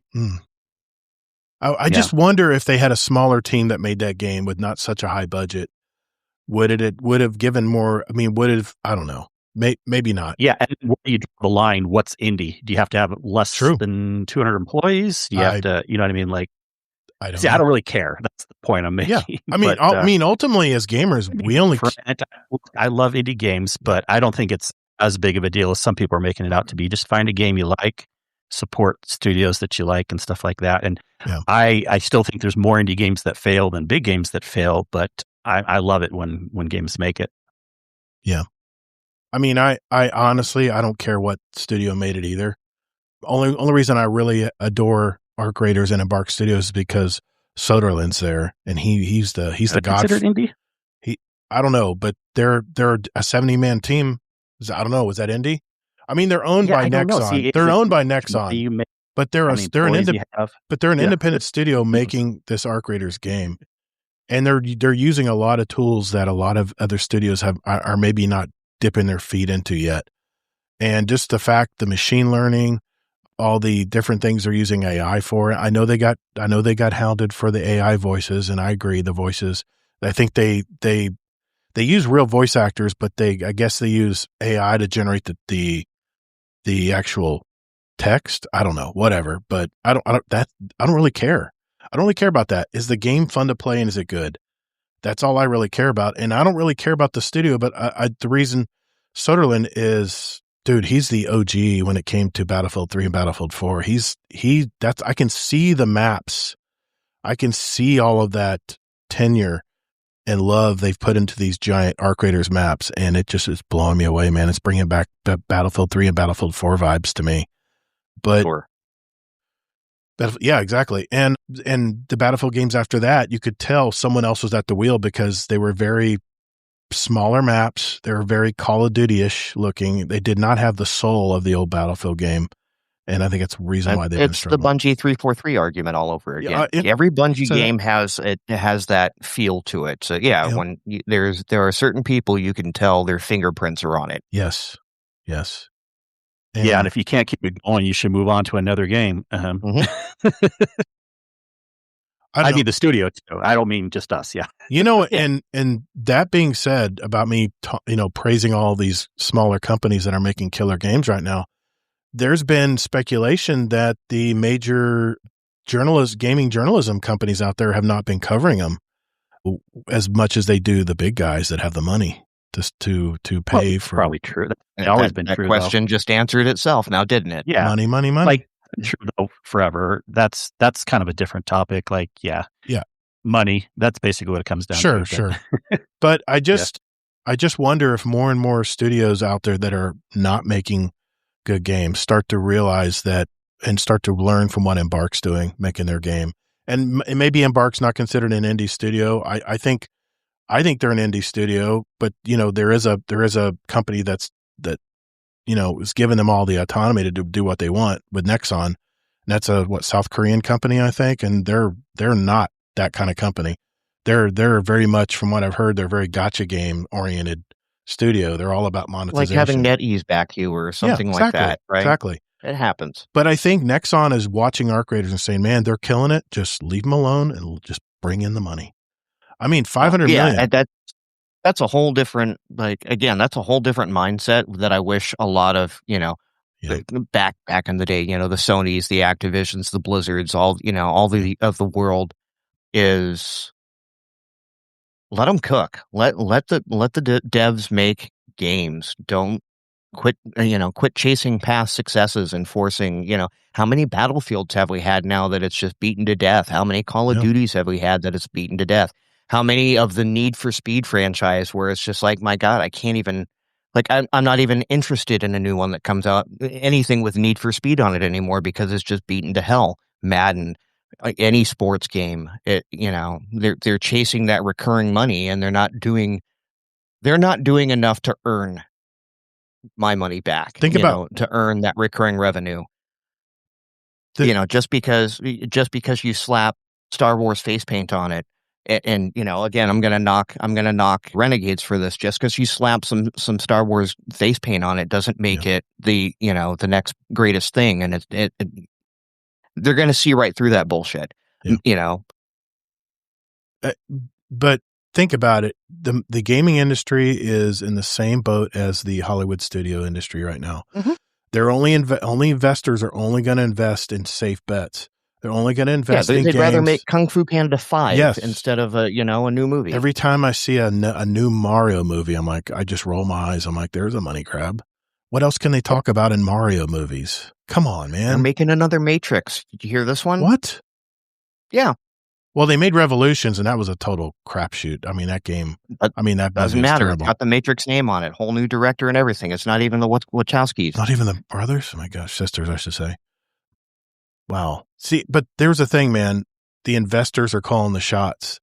The studios are looking up at the investors and seeing how they're going to react to a new game they just released. And if they're going to make a new game, they're going to make sure that it's going to be something that grabs people's attention. Oh, another Call of Duty? Buy. Yep. Buy. And I think that's the difference between your indie game versus AAA studios argument. But it's not so much we need these we need people to let go of the reins and just take some gambles. You have the money. Yeah. Take some gambles. You could end up with a No Man's Sky. Yeah. You could end up with a Concord. 2 games later on that are big studios and big games, and they're doing it's. I'm giving them glowing reviews a little bit later, so it can happen. Yeah, I think what we're going to see is the independent studios that are breaking the mold and making something intuitive, making something that's inventive, something that we haven't seen before, or listening to the players and giving them the game that they want are the ones that are going to break that $100 mold. And the fact that they have such small budgets means they got nothing to lose. But these big studios putting $500 million into a marathon game and then only selling 1.5 million copies, that's a risk. No one knows if it was 500 million. No, 500 million is what Arc Raiders sold in the first month. They were cash positive. I mean, they only spent 75 million. I don't know what they spent. No. Oh, you meant like what they put into making Marathon. It's speculated 2 to 400 million. It's all speculation. I mean, they don't release their numbers, so 500. 2 to 400 million. That's a big swath, but still, 200 million is a lot of money, man. That's movie money. That's major movie money. For a lot of games, like even some indie studios, they really do get investors, and it could cost several million to make games there too. Yeah. I mean, like the Iron Lung movie, and I didn't watch it, and I got mixed reviews, but Markiplier, spent $8 million making that movie, and he made like $58 million, even though it wasn't a super, $1 billion success but because the budget was so small, he still made a killing on it. And apparently it was a decent movie. It was, if you definitely know the video game, you definitely understood the movie, but that's beside the point. But it just seems like the innovation's coming from the smaller studios now. It's not coming from the big studios. We're getting the same thing from the big studios, and the reason why people aren't buying them anymore and why Concords took such a dive. Nobody wanted that game. They saw that game and went, I've seen that game 1 million times already. And what's the difference between this game that makes it so much better? And the fans told them right then and there, you didn't hit it. You missed the boat on this one, guys. Who were you listening to when you made this game?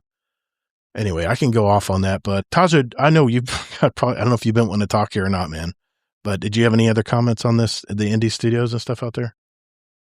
No, I mean, like I said towards the beginning, I don't really keep up with it, and it has to really grab my attention for me to play. Like, I haven't even played Arc Raiders or nothing. Oh, dude, like, such a good game. It just, I mean, it looks cool, but it looks like something I would put down after one time playing it. Okay. Yeah, see, a lot of people are turned off from Arc Raiders because it's got that name, Extraction Shooter, on it. The actual Extraction Shooter part of the game is fun. It's the PvP element that I think is going to ruin it. if they don't change something down the road. But I talked about that last week. Don't need to talk about it this week. All right. Thank you guys for listening. I just needed a vent on that because I was just doing a little research on these indie studios that are just killing it right now. And Winrow's huge success. And it's basically you're playing pirate. I mean, things I loved to do as a kid. Embark is indie though. I'll put my foot down on that. And also, hopefully you're the 5% that makes it of the indie studios. Yeah, that's very true. There's 20,000 games every year released now on Steam. People only have so much time. So there's no way 20,000 games are all going to be successful. And let's face it, if you're making something that's exactly the same as something else they've already seen, it's not very inventive, there's nothing new, or there's not something that's really hooking players, it gives them that immediate reward, then they don't deserve to be, profitable. Amazing Taco King screaming at the wall here. I want to at least mention a couple of things he said. I only care about a studio based on how they treat their IPs and their current monetization and their modern and future business. Monetization, people are getting really tired of monetization in games. I have zero faith in NetEase and Nexon because of how they killed the past successful games because they didn't vibe with their home Korean and Chinese markets, okay? I think it's like music, JD Kent says. We are overdue for a new sound, grunge or British invasion. Okay, I understand where you're coming from there. Nice. Amazing Taco King, no one can be the cutting edge forever, and all these studios have made names for themselves, are just overworked and undermanned with no leadership. Also, the indie studios seem to be real artists or storytellers. They got sick of the corporate interference in the industry. And yeah, there was something else I was reading. They did a survey at the Game Developers Conference, and they said that 40% of the people that they interviewed said they are are thinking about leaving the industry because of how cutthroat it is right now and how there's a big brain drain when it comes to the development and the innovators out there, the people who. And usually what happens is that, it's just like my business, man. I work for my uncle. I knew I could do it better. I knew I could provide better service for my pest control clients. So I broke off and did my own thing. And here I am 32 years later, still making a living doing it. And I'm loving it. I'm love doing it. Imagine an independent studio that does that, who loves what they make. And I think Balatro sold like 10 million copies of I'm trying to think of something Thump, the studio that made it. Anyway, it was one person, by the way. Sold 10 million copies within, I think, the first 5 months of that game being released. So yeah, he's rich. So, and that was something very innovative. So maybe we'll see what comes out in the future here. I'm optimistic. I'm really waiting for that next level of games. I'm really waiting to see. And I'm really curious what AI is going to do for game development down the road. And if people are going to be looking at Arc Raiders and Embark Studios and following their lead. Okay. Like I said, I could talk about that. About them. I could talk about that all show as well. So, hey, let's catch up. Let's get back and talk and see how everybody's doing in their life right after this. All right, ladies and gentlemen, it's that time of our show where we just kind of kick back and just, catch up with everybody, see what they've been doing since we talked with them last. And it's been a long time since we talked to Nate. So let's start with you, Nate Fu. What have you been doing in your life, man? What's been going on? How's life treating you? And what have you been playing anything? You been watching anything? Fill us in, man. I've been playing a little bit of everything. Just over the break, I was just saying, with the all these indie games and stuff and the big studios and all that, it's like the only reason I keep my Game Passes subscription alive is, just every now and then I get a little game that comes up and I go, that looks interesting. I'll try it, and if it's good, I'll keep it. If not, I'll just move on to the next one. And it's got a pretty good rotation going. So right now I'm playing this Aphelion. It's a Dontnod game, and I don't know. Like I'm very glad I didn't spend money on it. It's a beautiful game, but it looks open world, but it's the most on rails experience I've probably ever had. So. Okay. But yeah, no, it's just, been doing the same job for 21 years. I've got my kids are growing up. I think the last time I was on, they would have been, 2 and 3 years old. So now they're, 9 and 8. Jeez. Been a while. Yeah. It's been a while. and they're getting into gaming and they're getting into TV and whatnot. So it's just like what I can watch. Now they know what they're looking at. So, I can't be playing GTA in front of them. Now, here's the question.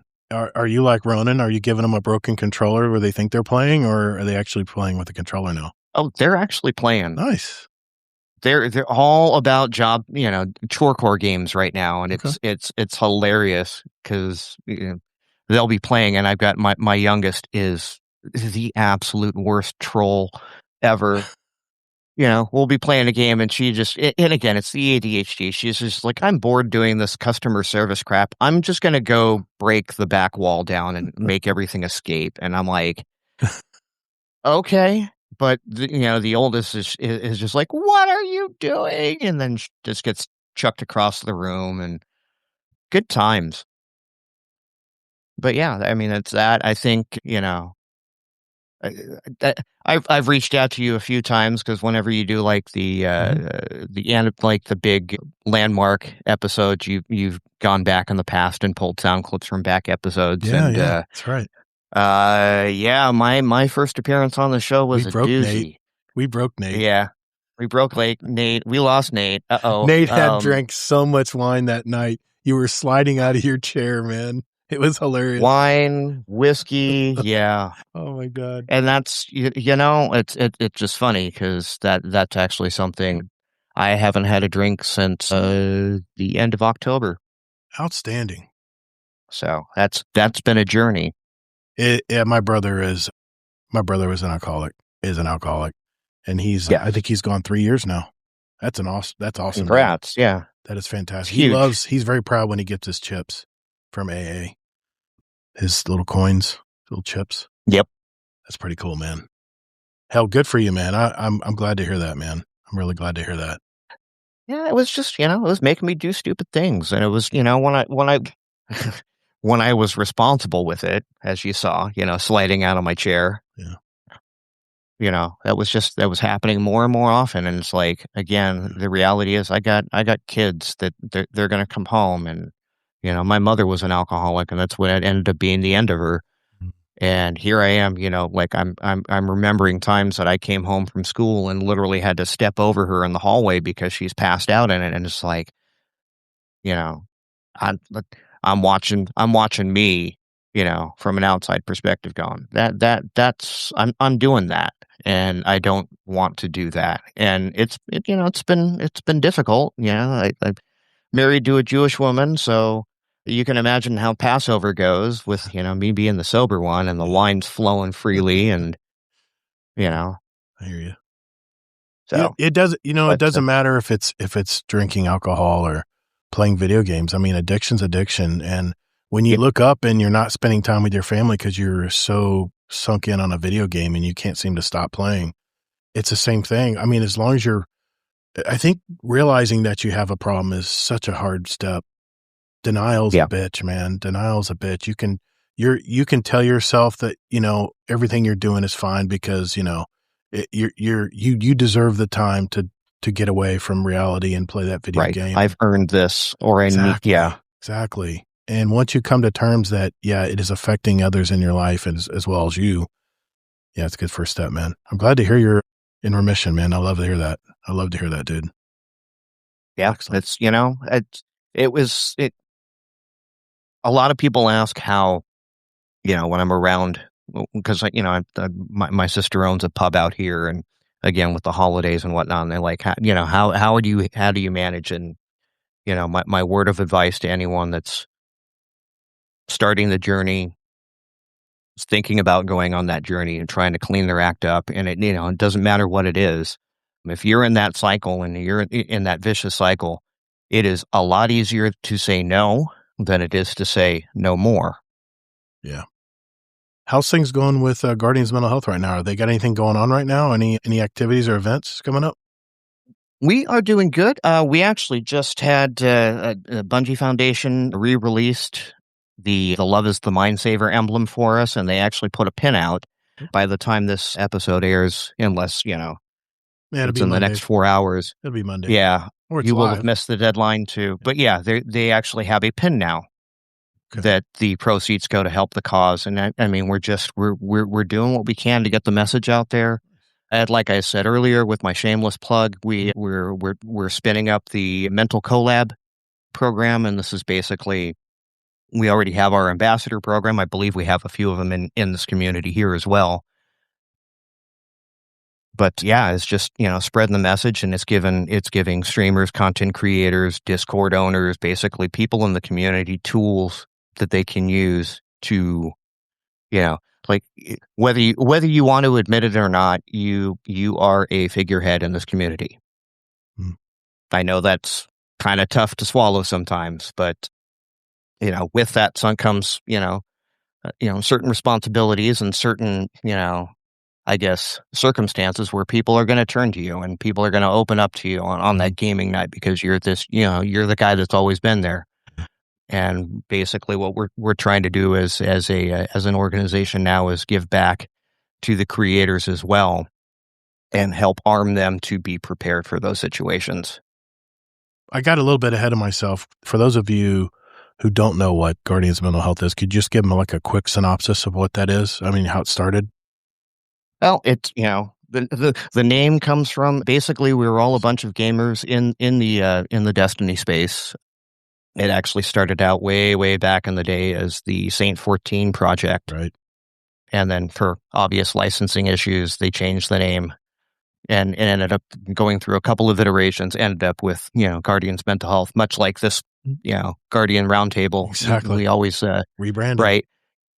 Give homage to, to our roots. But basically, the main focus has always been we go to the gaming conventions, PAXs, some of the cons, the Comic Cons and stuff like that. And we bring our mental health kits, and it's a little like a grab bag, a little goodie bag, and it's got mental health resources in it, breathing exercises, fidget toys, stuff like that. And it's just, it's kind of something, you can hand it to someone and they open it up and it's they're useful tools, and it reminds people that, again, you're not alone. You're not the only one going through this, and here's some resources that you can reach out to. And it's been, it became especially important, over the COVID lockdown. Definitely. And that's when I got really heavily involved in it because we were doing a lot, again, it was mainly for conventions. When those got shut down, we started to expand an online presence, and, that's kind of my forte there. Nice. So they leaned on me for some of that stuff. But yeah, it's again, break the stigma. A lot of people are still afraid or ashamed or, like, not many people like you and I that can just go, oh yeah, I'm diagnosed ADHD, or, oh, hey, I have one of my coworkers, best friend of mine, and, it wasn't, I've known him for 27, 28 years now. And he only really started talking to me about his bipolar disorder in the last 4 or 5 years. And it's like, why didn't you talk to me about this sooner? And it was just, that machismo, male ego, pride, whatever you want to call it. It just, he was ashamed to talk to me about it. Like, what would I know?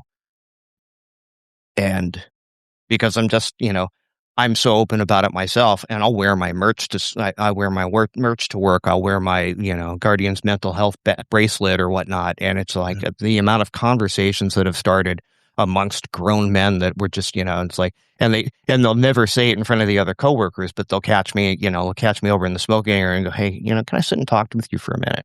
That's awesome. It's like, of course, of course. Yeah. I mean, I can imagine a lot of the younger generations, some of them are really hurting right now. And we have a channel in our Discord called Vent It Out, and where people want to just blow some steam and just talk about something they're dealing with. And Chris 3711, which is a longtime member as well of our community, he gave us a bunch of resources as well, and it's called the We Got You channel. We kept it alive. He was one of ours for a long time. Exactly. Yeah. Exactly. And I think his job just kind of pulled himself away from it. He's been so busy with his carpentry work for all the rich people up there in New England. But he gave us a kit a long time ago, a bunch of, there's a We Got You channel in our Discord that I'll never get rid of. So if anyone's ever having issues or really having some problems in their life, that We Got You channel in our Discord, you can go to there, and it just opens up a whole bunch of different things that Chris left for us. It probably some stuff that translates back into what you guys pass out in those goodie bags and stuff there, Nate. Mhm. So Probably. yeah. So good stuff, man. I love hearing that you're still involved with Guardians Mental Health and doing some good over there, man. Good on you. Yeah. Yeah. Yeah. And besides that, like we don't do that podcast much anymore, and I don't really promote mine as much, but like I've been working with my buddy Tim, and we do our own podcast every other week as well. Nice. Want to give it a plug? Yeah. It's The Fork in Your Ear. Okay. Old time community member. If you remember Buster Knuckle from way back in the day. Yeah. That's he used to be the co-host on that, which is how I found the cast, and I was a fan. And then one day he kind of rolled out, and I was, a guest co-host for a long time. I hear you. Not to poke you in the ribs there. I know. And then, eventually I ended up becoming the second host on the show. So yeah, we've been doing that for a while, and it keeps me busy. It keeps my brain fresh, and it keeps me from getting bored of work. I hear you, brother. I hear you, man. Mr. Tajo Trade, it's been a while since we've talked to you too, man. I know we were all really into Destiny for a long time there, and we've all kind of taken a break from the Destiny game. But what else you been doing, man? What's going on in your life right now? Well, as far as the gaming side, I recently just got a Switch 2, so I've been playing that, mostly Pokemon. Okay. And my wife started getting into it, so that's been something we've kind of been bonding over with. Hell yeah! But it can be. It can also be frustrating. Is she competitive? She is. She is very competitive. I got you. But no, it's been fun to kind of tinker with a new toy and just see how much the graphics and everything have improved since the original. Then as far as I was just going to ask. I was just going to ask you Switch that. One. Is it really a big jump from the original Switch? Yeah, it's huge. Like even handheld, it is so much better than a docked regular Switch. Wow. Yeah, it's a massive improvement. That's awesome. That's good to hear. And then as far as life side goes, nothing too crazy. I did buy a new motorcycle, which has been great. Ooh, what kind? It's a Honda Rebel 1100, but it's an automatic. Oh, wow. Yeah. We're all getting the dad bikes, huh? 1100. Which is very polarizing to the biking community. Yes, because we love the clutch. No. Which for what I do is mostly town riding, and like just from my house to work, I hit over a dozen stop signs in 4 miles. Oh my God. So I hated it. Yeah. I hated the clutch. Send them my way. I literally just picked up the Kawasaki Z7 Hybrid. Nice. Yeah. But I love that motorcycle so much, and I love that it's an automatic, and it's almost twice the engine size as my old one. 1100 is pretty good size. It's been fantastic. Nice, man. I mean, I'm trying to did the glides with the Honda big Honda touring bikes? I think they're automatic too. Goldwings, yeah. Aren't those automatic or are those still clutch? They can be. I see. They can be either. Okay. I didn't know you rode too, Nate. That's awesome, man. Yeah, recently that was kind of recently got back into that with funny enough, I was researching electric bikes because my commute to work it's 10 miles by highway, 8.5 by surface street, and I'm just going, why don't I just ride to work? And I was looking at e-bikes, and eventually this little hybrid thing came across my. Kawasaki only made it for 1 year, and it bombed. So what used to be a $13,000 sticker, I picked up for $4,900. It's basically a Ninja 500 with an EV motor on the back of it. That's awesome. I haven't really heard much about hybrid bikes, hybrid cars, but not hybrid bikes. No clutch, no shifter, nothing. It's a paddle shifter, and it's got full automatic mode. It even has walk mode, so I can throttle it in reverse and forward. Somehow it's got to have a torque converter somewhere in that engine compartment. That's weird. Okay, I'm trying to put my head on it. I was out I wasn't riding for almost 2 years just because my old bike broke down and it just wasn't worth fixing. And then a couple months ago, it just worked out. I seen that was off. It had the, like, 4 grand discount because it was Mhm. a previous year's model, Jeez. and I pulled the trigger, and in the 2 months I've had it, I've ridden it more than I did the first year I had the other one. Nice. That's awesome, man. I didn't know you rode. Nothing like the feel of the wind in your hair, man. Especially I know. I need to get him especially now that it's getting on summer. I sold on Yeah, my bikes. I rode short sleeve for the first time, like, a few days ago, and I got a horrible sunburn, but it was so nice. It's the ultimate convertible, man. Yeah. It is. I never rode bikes. I rode dirt bikes and stuff. I was never allowed to have a bike on the road because I had an uncle that had such a bad accident. He had more metal in his body than actual bones. All the wipeouts he's had on the highways, I don't know how he's still alive, but my mom was so strict. I would Against it, yeah. never even look at Yeah. a bike that could drive on the road. And then a buddy of mine, that was working for me at the time, had a Harley Sportster 1200. And I said, you know, I haven't ridden a motorcycle in a long time. I don't even remember last time I rode one on a highway. He goes, here, take it down the street. And that was that.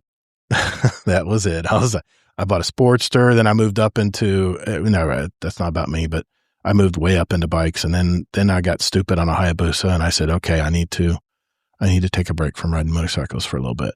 Yeah, I'll boosters will come get back. you. I'll come back to it, but yeah, that's awesome, man. I didn't Kingsley, did you ever ride a bike? You ever ride a motorcycle?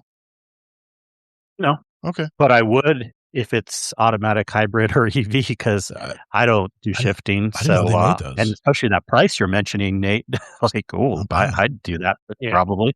Yeah. So Yeah, I got Yeah, mine they're- for like 9 grand out the Jeez. door, roughly. You can get some good It was- deals. Yeah, look at your Kawasaki dealer, man. They're 2024s, but they, like I said, they absolutely bombed. They made them the 1 year, and now they're just deep discount. And it is such a dad bike. It's a great little commuter.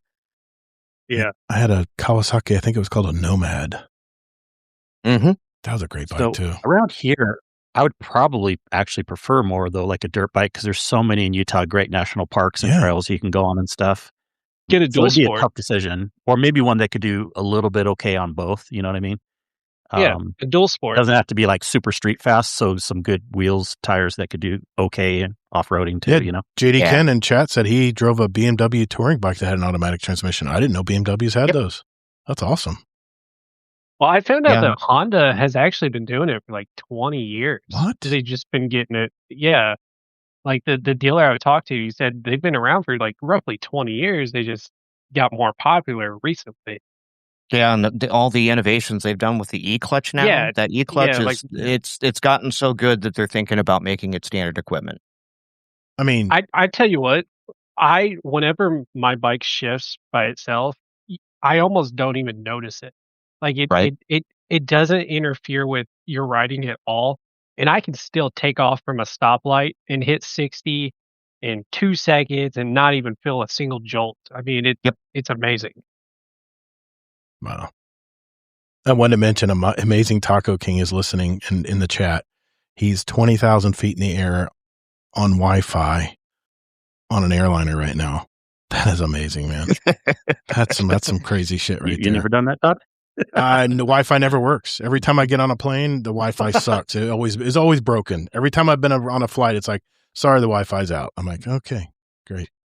He's probably flying around a bunch of my parts right now. So if that's any consolation. Yeah. That's awesome. Well, yeah, I know where he's going. He mentioned it. It's not a secret. He's going to Vegas. Nice. Oh, that's right. Remember a convention or something? Yeah, he's going to that card game. Magic, he's or going was to it a Magic. Card? Yeah, Magic the Gathering conference. That's awesome, man. Good time, man. Have a good time. I love conferences. They're so much fun, especially when you meet people there that you know in the community. It's really sweet. Anything else, Tajo? Anything else you want to talk about, man, that you've been doing? Not really. Spending money I don't want to spend on stuff I don't want to spend it on, you know. You just mentioned every one of other our than lives. Yeah. Every time I Yeah. turn around. I mean, I know you felt the pain somewhat recently, but I just had to get like 3 trees cut down. So that was I'm not even expensive. done yet. Our neighborhood has tons of trees, and I got a termite job, big termite job coming up, and my wife says, "You going to use that to finish off those trees in the backyard?" I'm like, "Oh, I guess I am. At least I'll donate." I got pretty lucky though. I got pretty lucky that I actually work with a guy who owns a tree cutting company, so he cut me a really good deal. You can get some good deals. There's a lot of profit margin in tree care and tree trimming and stuff. So I've had some swinging prices, man. I had one guy says, "Hey, give me a really good Google review. I'm trying to build my business up, and I'll do this. I'll get this 100-foot oak tree out of your backyard for like, I think he said like $2,500. Everyone was quoting me like $4,500, $6,600. I'm like, yeah. You're high, man. There's no way in hell I'm going to pay you to do that. That's like a car. No way. Yeah, I got basically 40 footers cut down for $1,900. I mean, it was just outstanding. Jeez, man, that's a good. Because everywhere else I quoted was like $3,000 plus. I mean, well, it was just all my mammoth trees are gone. I just have a few scrub trees I got to get taken out, so it won't be as much. But definitely, the thicker the tree, the more expensive it goes up. Because they have to use bigger saws, and not to mention their wear and tear on those chainsaws. Yeah. Awesome, man.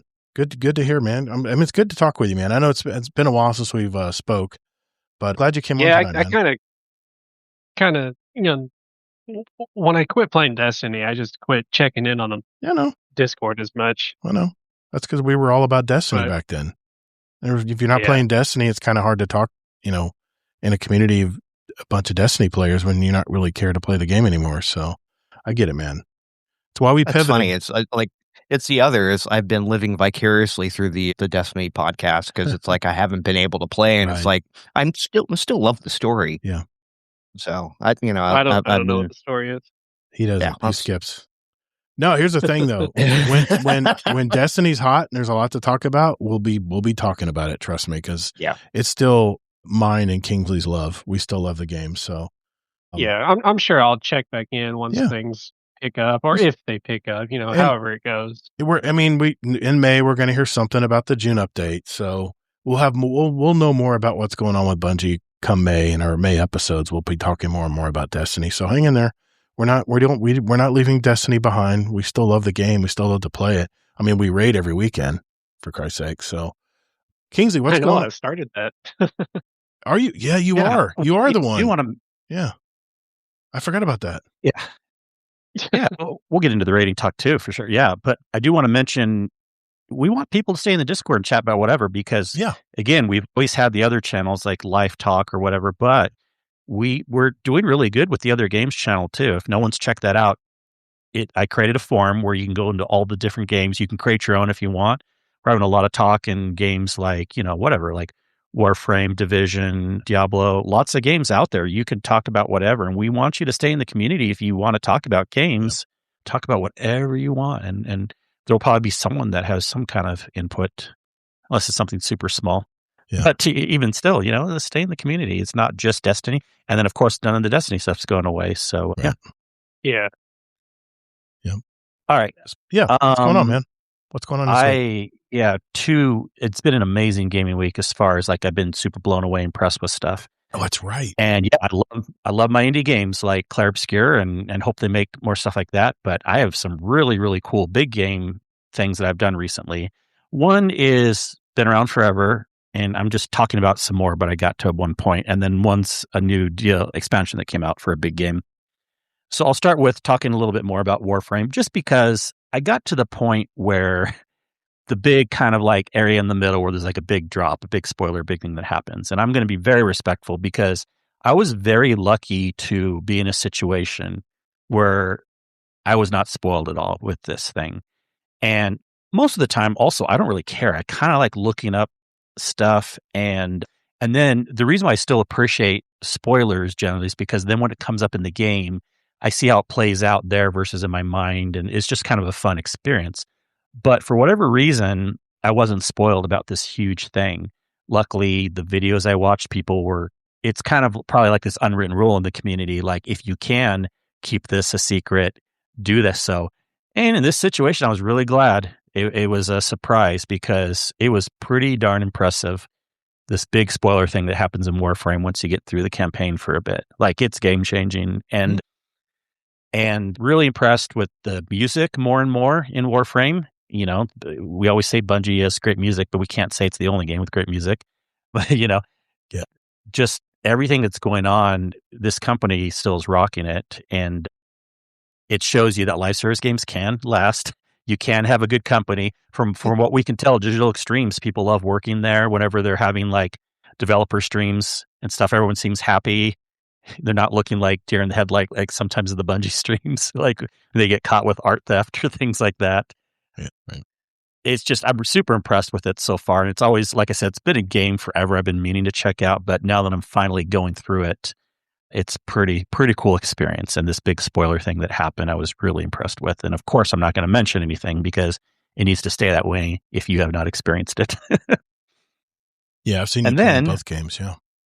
Yeah. And then Diablo 4 just had its major expansion DLC release called Lord of Hatred. And it is an amazing expansion. Amazing. Wow. I don't think I've ever seen a Diablo campaign that isn't good, but that they're always knocking it out of the park. You know, they do a good job with that game.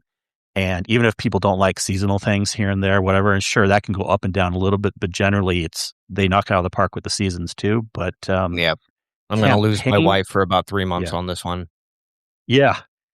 But boy, this kept so many like just surprises and emotional events or threads in the story and amazing battles that were just blow my mind with like lighting effects and things moving around and mechanics you have to do and stuff. And the music, of course, also in Diablo is amazing. So that really helps. I've been turning, like I was mentioning earlier, I've been turning the sound up louder. I've been taking it slower and just trying to kind of have a vibe experience with this campaign. And a lot of people that are also Diablo fans have finished the campaign already. I mean, it came out on Monday, but you know, it's not a huge campaign, bigger than a lot of Destiny campaigns, but still you can get it done fairly fast if you pump through it. But nothing wrong with that too. I like that a lot, but this time I'm taking it slower and just really vibing with it and so impressed with the latest campaign and having so much fun in Diablo. So you're pretty tough on games. Coming from you, that's a big compliment, man. Yeah. It's really good. So the big companies can definitely knock it out of the park too. Oh yeah. With things. And if anyone has ever liked Diablo even a little bit, now is definitely a time to step back in because of just how good the campaign is. So many quality of life things over the years have gotten better that if you just want to play the campaign and be done, or if you want to do all the end game stuff, it is in a really, really good spot for end game stuff too. Yeah, and it'll run on a potato too. Oh yeah. Yeah, it's one of the few games I can put in 4K and not worry about, because I have a fairly okay rig, but normally I can't do 4K 120, but I can actually do 4K 140 with Diablo. So yeah, really nice on my rig. Nice. But it's a fun. So you've played it some, or Nate, or? Oh yeah. My wife is hooked on it. Like ever since Diablo 4 came out, it was just like she bought it, and it's like I'll be laying in bed like, babe, you coming to home? You coming to bed? And nothing. And I like Nate's getting blocked. Right. I peeked my head around the corner and she's playing Diablo, and I was like, okay. And then I was like, yeah, when she gets done with the campaign, it'll be fine. And then the first expansion came out, and it was like, oh man, there goes 3 months. And then the seasons. Yeah. That character is kind of bulky, isn't he? Yeah, he got muscles and come over here, look at this. No. She plays all classes. So nice. Yeah, she's super. She lets my kids dress them up. Nice. That's fun. But yeah, a lot of fun with that. It's a good gaming period for me right now. I have too much also, but that I want to play.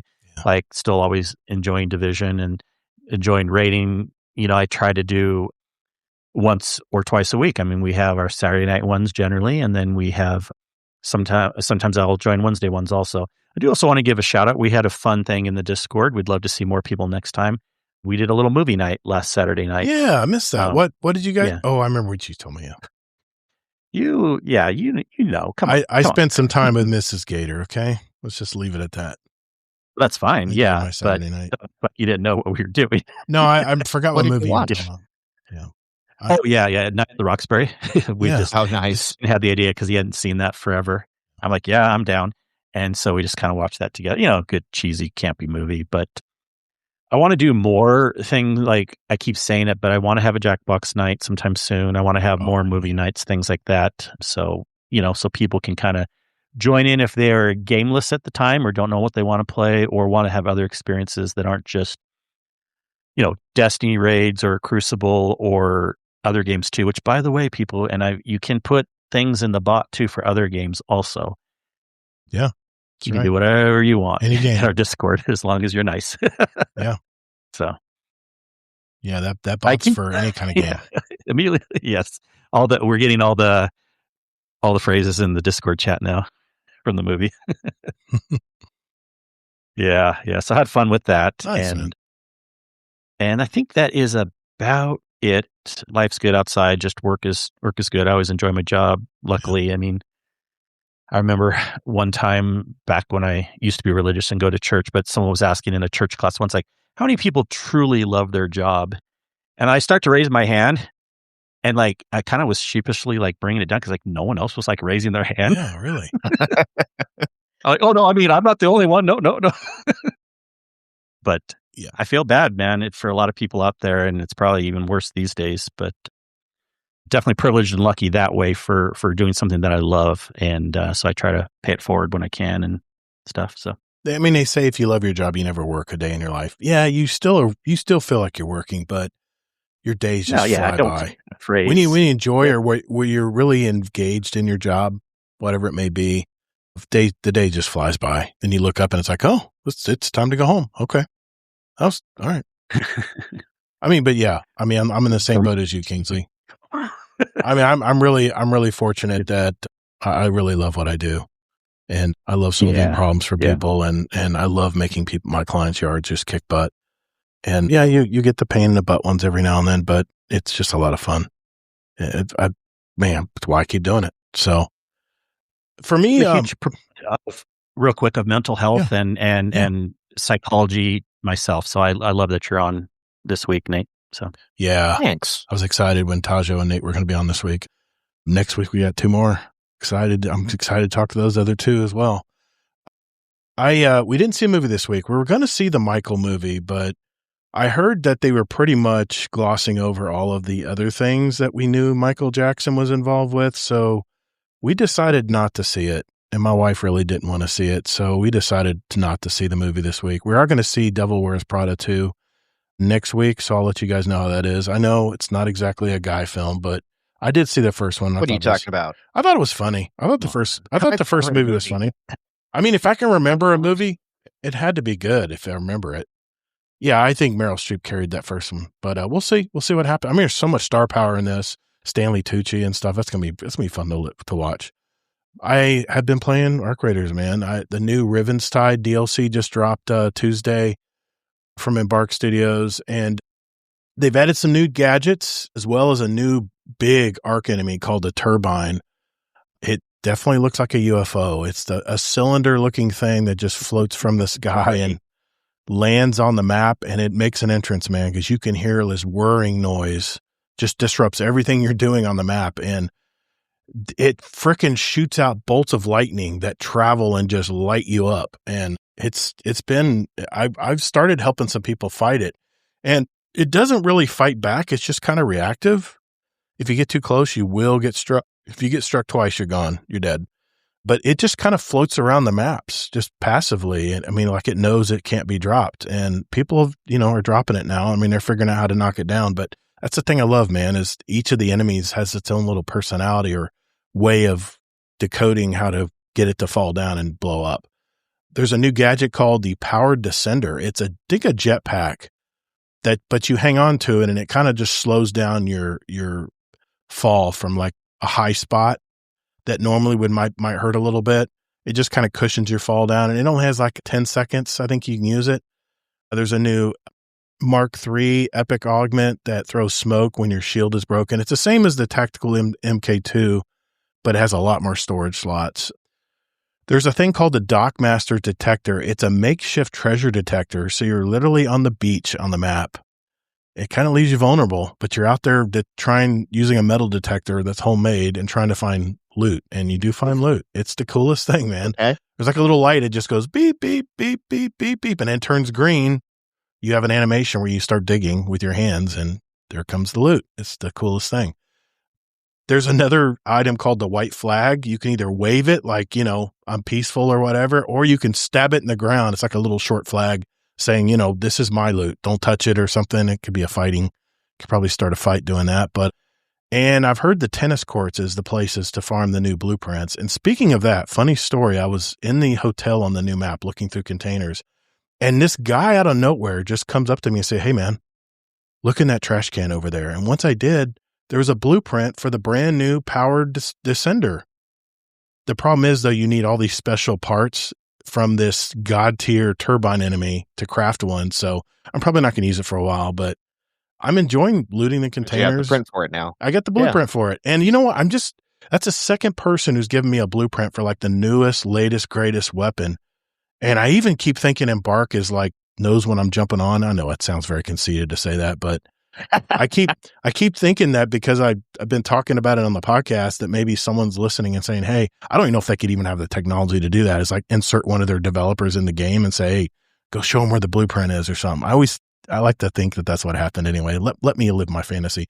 Anyway, but yeah, I mean, that's a second person that's just been awesome and says, "Hey man, look in that trash can. There's a blueprint in there." I'm like, "What?"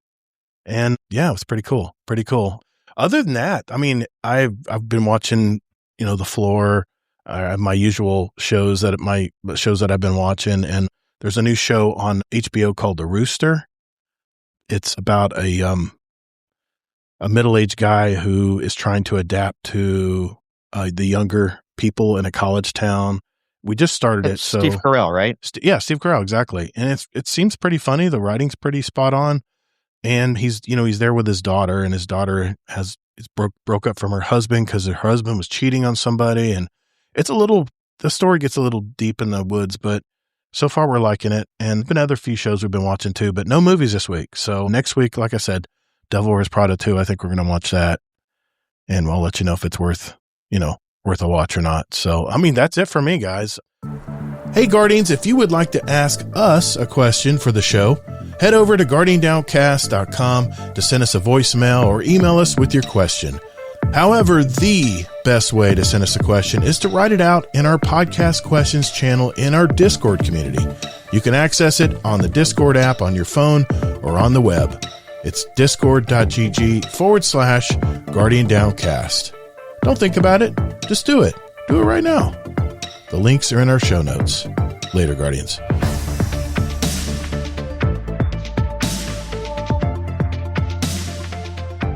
Let's get into questions for the show. We only got one question tonight. So, guys, if you have questions for us, make sure you throw them in the podcast questions channel in our Discord, or you can also go to guardiandowncast.com and leave us a voicemail or an email. You can email us too as well. One from Deadpool1 Merc here. He says, question for the show. Why do you play or used to play Destiny? I mean, why do we love to play the Destiny game? He's being very general there, but he said used to also, huh? He said, right, why do you or used to play Destiny?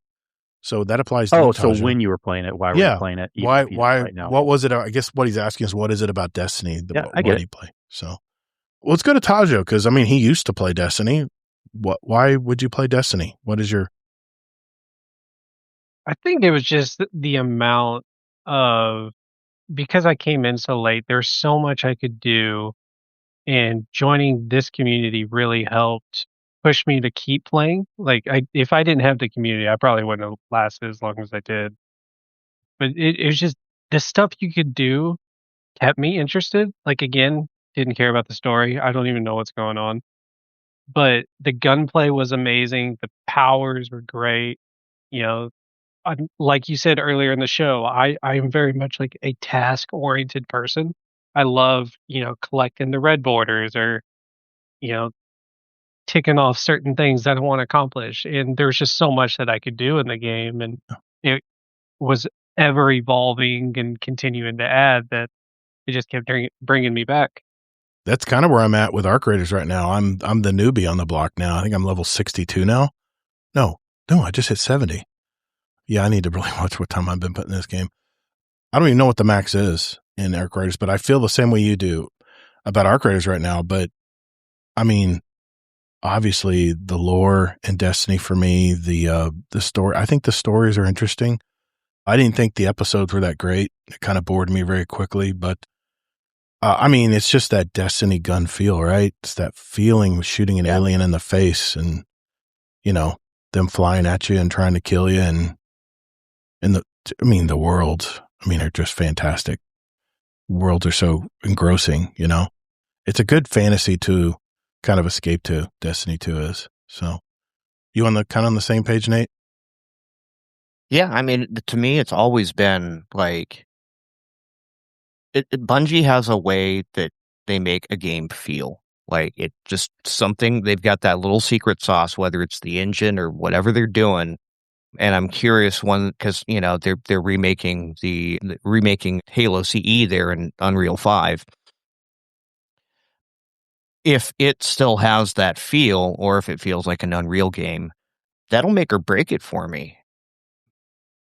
So yeah, it just there's something about what they do with their coding. It's always just the games feel right, and then somewhere along the way, you get a good story, even if it is disjointed or it trails off into into a train wreck somewhere. But along the way, it's enthralling, and I guess the more that I'm hearing about Marathon and them going back, and just how many things have crossed over between the original Marathon, Halo, Destiny, and now the new Marathon. Mida is always there. Yeah. Little ghost thingies have always been there. Little things that they're consistent about. Yeah. So Kingsley? Yeah, and then Destiny came along with this nice little great community here. I never had this in a game. So sorry, I didn't mean to cut you off there. All good. I try to give everybody I try to let them stop talking before I start interrupting them. It's a habit I'm trying to get better at. Kingsley, what do you think, man? Why do you play Destiny? Yeah, it's definitely the exploration part. I mean, I'm not as gaga about the weapon feel as some people. Yeah, there's a lot of good feeling guns, but there's actually a lot of not good feeling guns also. And that's not what got me started right away. But just hopping into this world that just seemed expansive. I loved the alien PvE element of it. Yeah. It seemed very lively. Like they had these things, public events, which I hadn't really, and world events that I hadn't really done, I don't think, with any other game yet. Or if I had, it was in a very limited space. Now, of course, I've gotten disappointed over the years that they never really ran with that as much, and if they've even tapered it down more, alas. But that's what kind of got me interested. And then what really kept me on the hook was finding out about these things called raids. And even though I'm an introvert by nature and always thought I was a solo player, and that's still my base personality, but I found a way to join a Discord and join up with amazing old school groups like Destiny Reset Podcast and find groups to raid with, and had a lot of fun there. The rest is history. Derp fam. Yep, remember Derp? They had so many clans in Destiny. Yeah, they were the podcast back in the day. That's for sure. I tried to get Cyborg to come on the show, and that's when he was just taking a break from the podcast. I did ask him. Yeah, I got in TGH. It was one of my happiest moments before I stopped the podcast. I know. I was like, dang. Or not. I got the other guy, Arrow Knight. But Arrow Knight. Arrow Knight. But you also, what was the other big Destiny YouTuber that you had on your show? He had a podcast, Destiny podcast as well. The Cheetah. Oh, geez. Oh, was it a? Yeah. I'm trying to remember which one it was. Boy, that's been a minute now. Yeah, they had the one guy still does YouTube. Yeah, they had the Campfire, the podcast about the Campfire. Yeah, but geez, what the heck? Anyway, but yeah, they're had some great people on in the past, and like I said, we got to give our props to Destiny because that's what started this community, was our singular love for the Destiny game. And like I said, when there's something to talk about in the Destiny or Bungie world, we'll definitely make sure we definitely talk about it.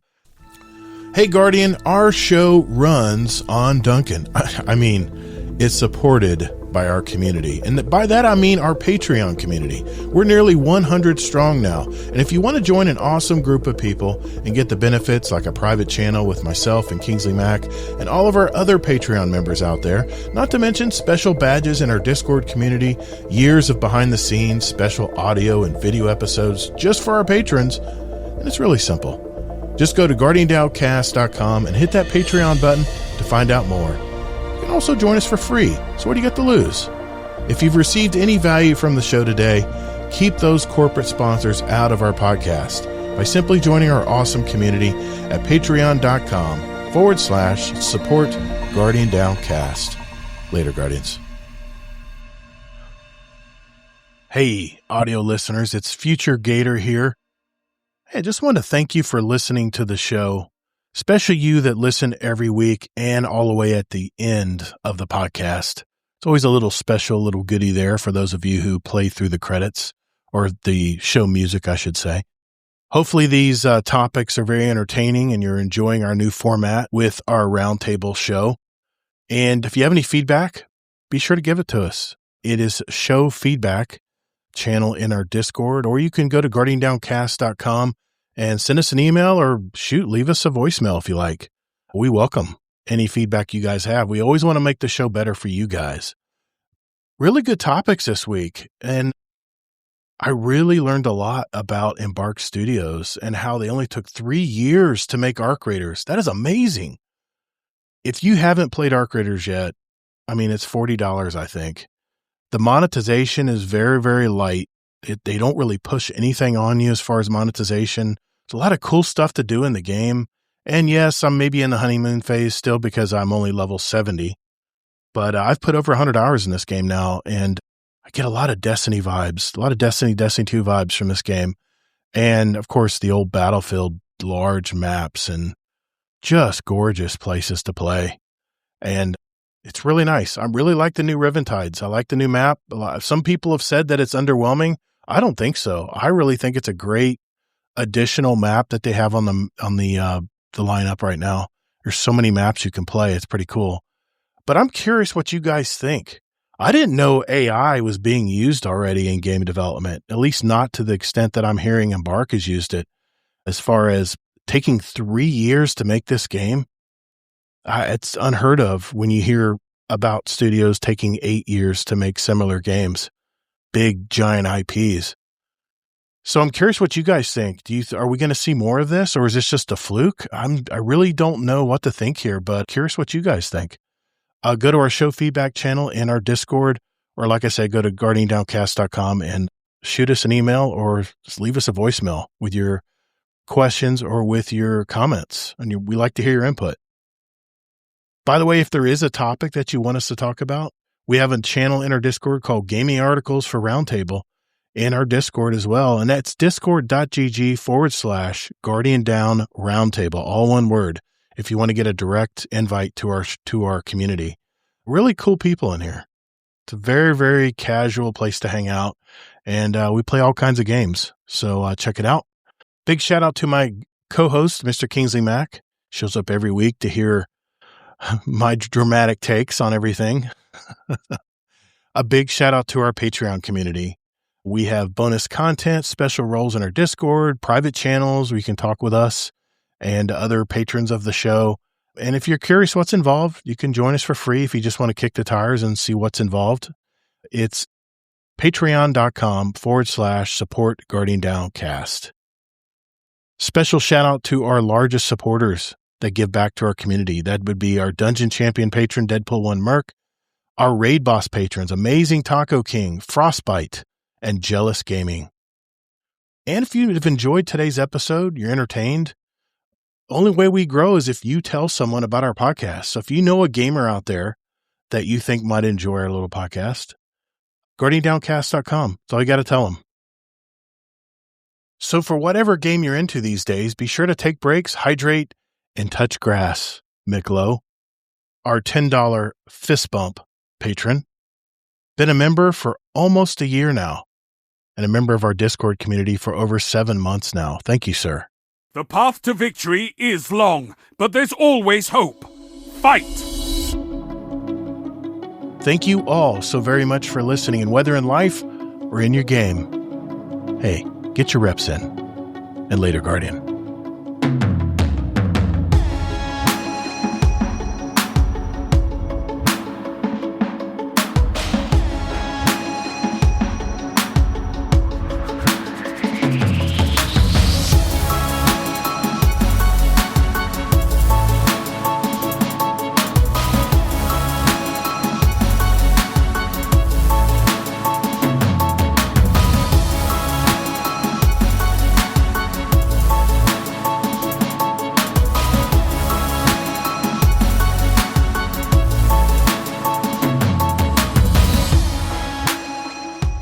Overtime. Let's do this. That's our show, guys. That's the only question we had. So remember, if you want to leave us a question for the show, Podcast Questions channel in our Discord, and we'll be sure to read it out on the show.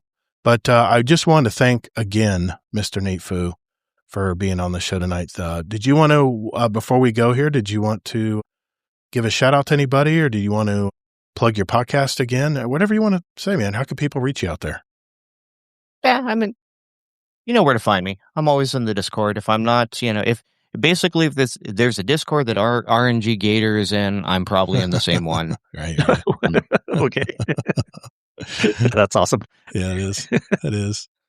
Well, to stalk him, or does he love him? I don't know. Funny. Like, it depends. Sometimes I get there before him, and when I see him, I'm like, quit following me. And then the next one, I pop in, he's like, quit following me. And it's guardiansmentalhealth.com, is that right? Or guardiansmentalhealth.org? .org. Guardiansmh.org. Thank you. If you're interested in getting a look into those mental health kits that they will give you on request. Bunch of great guys mental health there. Kits. We have an app. We have the Discord bot. We have the Twitch bot, like all sorts of stuff. Yeah, just go take a look at the page. Thank you. Awesome. And thank you, Tajo. It's been a while since I've talked with you, man. Episode 310. I mean, here we are, 54 tonight? So thanks for coming on the show, man. I didn't even say you had to have a topic, but you brought a killer topic tonight, man. Thanks for coming on the show tonight. And do you want to give a shout out to anybody before we call it tonight? Not really. I mean, that's cool. But I appreciate you inviting me on. Like I said earlier, it was good. Hopefully you guys will return as a return guest co-host in a future show. I'll keep you on my list, and I'm trying to rotate through and ask back some of my previous guest co-hosts. So, like I said, I just appreciate you guys coming on tonight. It's been an awesome conversation. Anytime, sir. Kingsley, yeah, I'll gladly do it again. Thank you, sir. Appreciate it, man. Appreciate it. Kingsley Mac, I know I always catch you off guard. Do you want to give anybody a shout out before we go tonight? No, I can always flow. But I was shouting out Nate Fu earlier. But yeah, I definitely want to shout out Tajo also for joining. It's been a minute, and I loved the topic that was brought up. And so thanks so much for coming on. I want to give a shout out to Amazing Taco King, who is listening to us and watching us live on Internet in the Sky, probably Starlink. That's a good one. Yes. Thank you, Amazing Taco King. Have a great time at the, what the heck was it called again? MagicCon. Thank you. God, jeez. It's getting late when I start losing my mind. Thanks everybody for hanging out in the chat tonight. Dad Bod Hero, Allocate, Deadpool, One Merc, Scotty, Scarlet Maddie. Thank you in our chat. Amazing Taco King, JD Kent. Thank you, sir. We appreciate all you guys for hanging out with us and talking with us and giving us some input live on the show. And that's it. So remember, whether in your game or in your life, get your reps in. Later, Guardians. And I didn't fall out of my chair this time. See ya.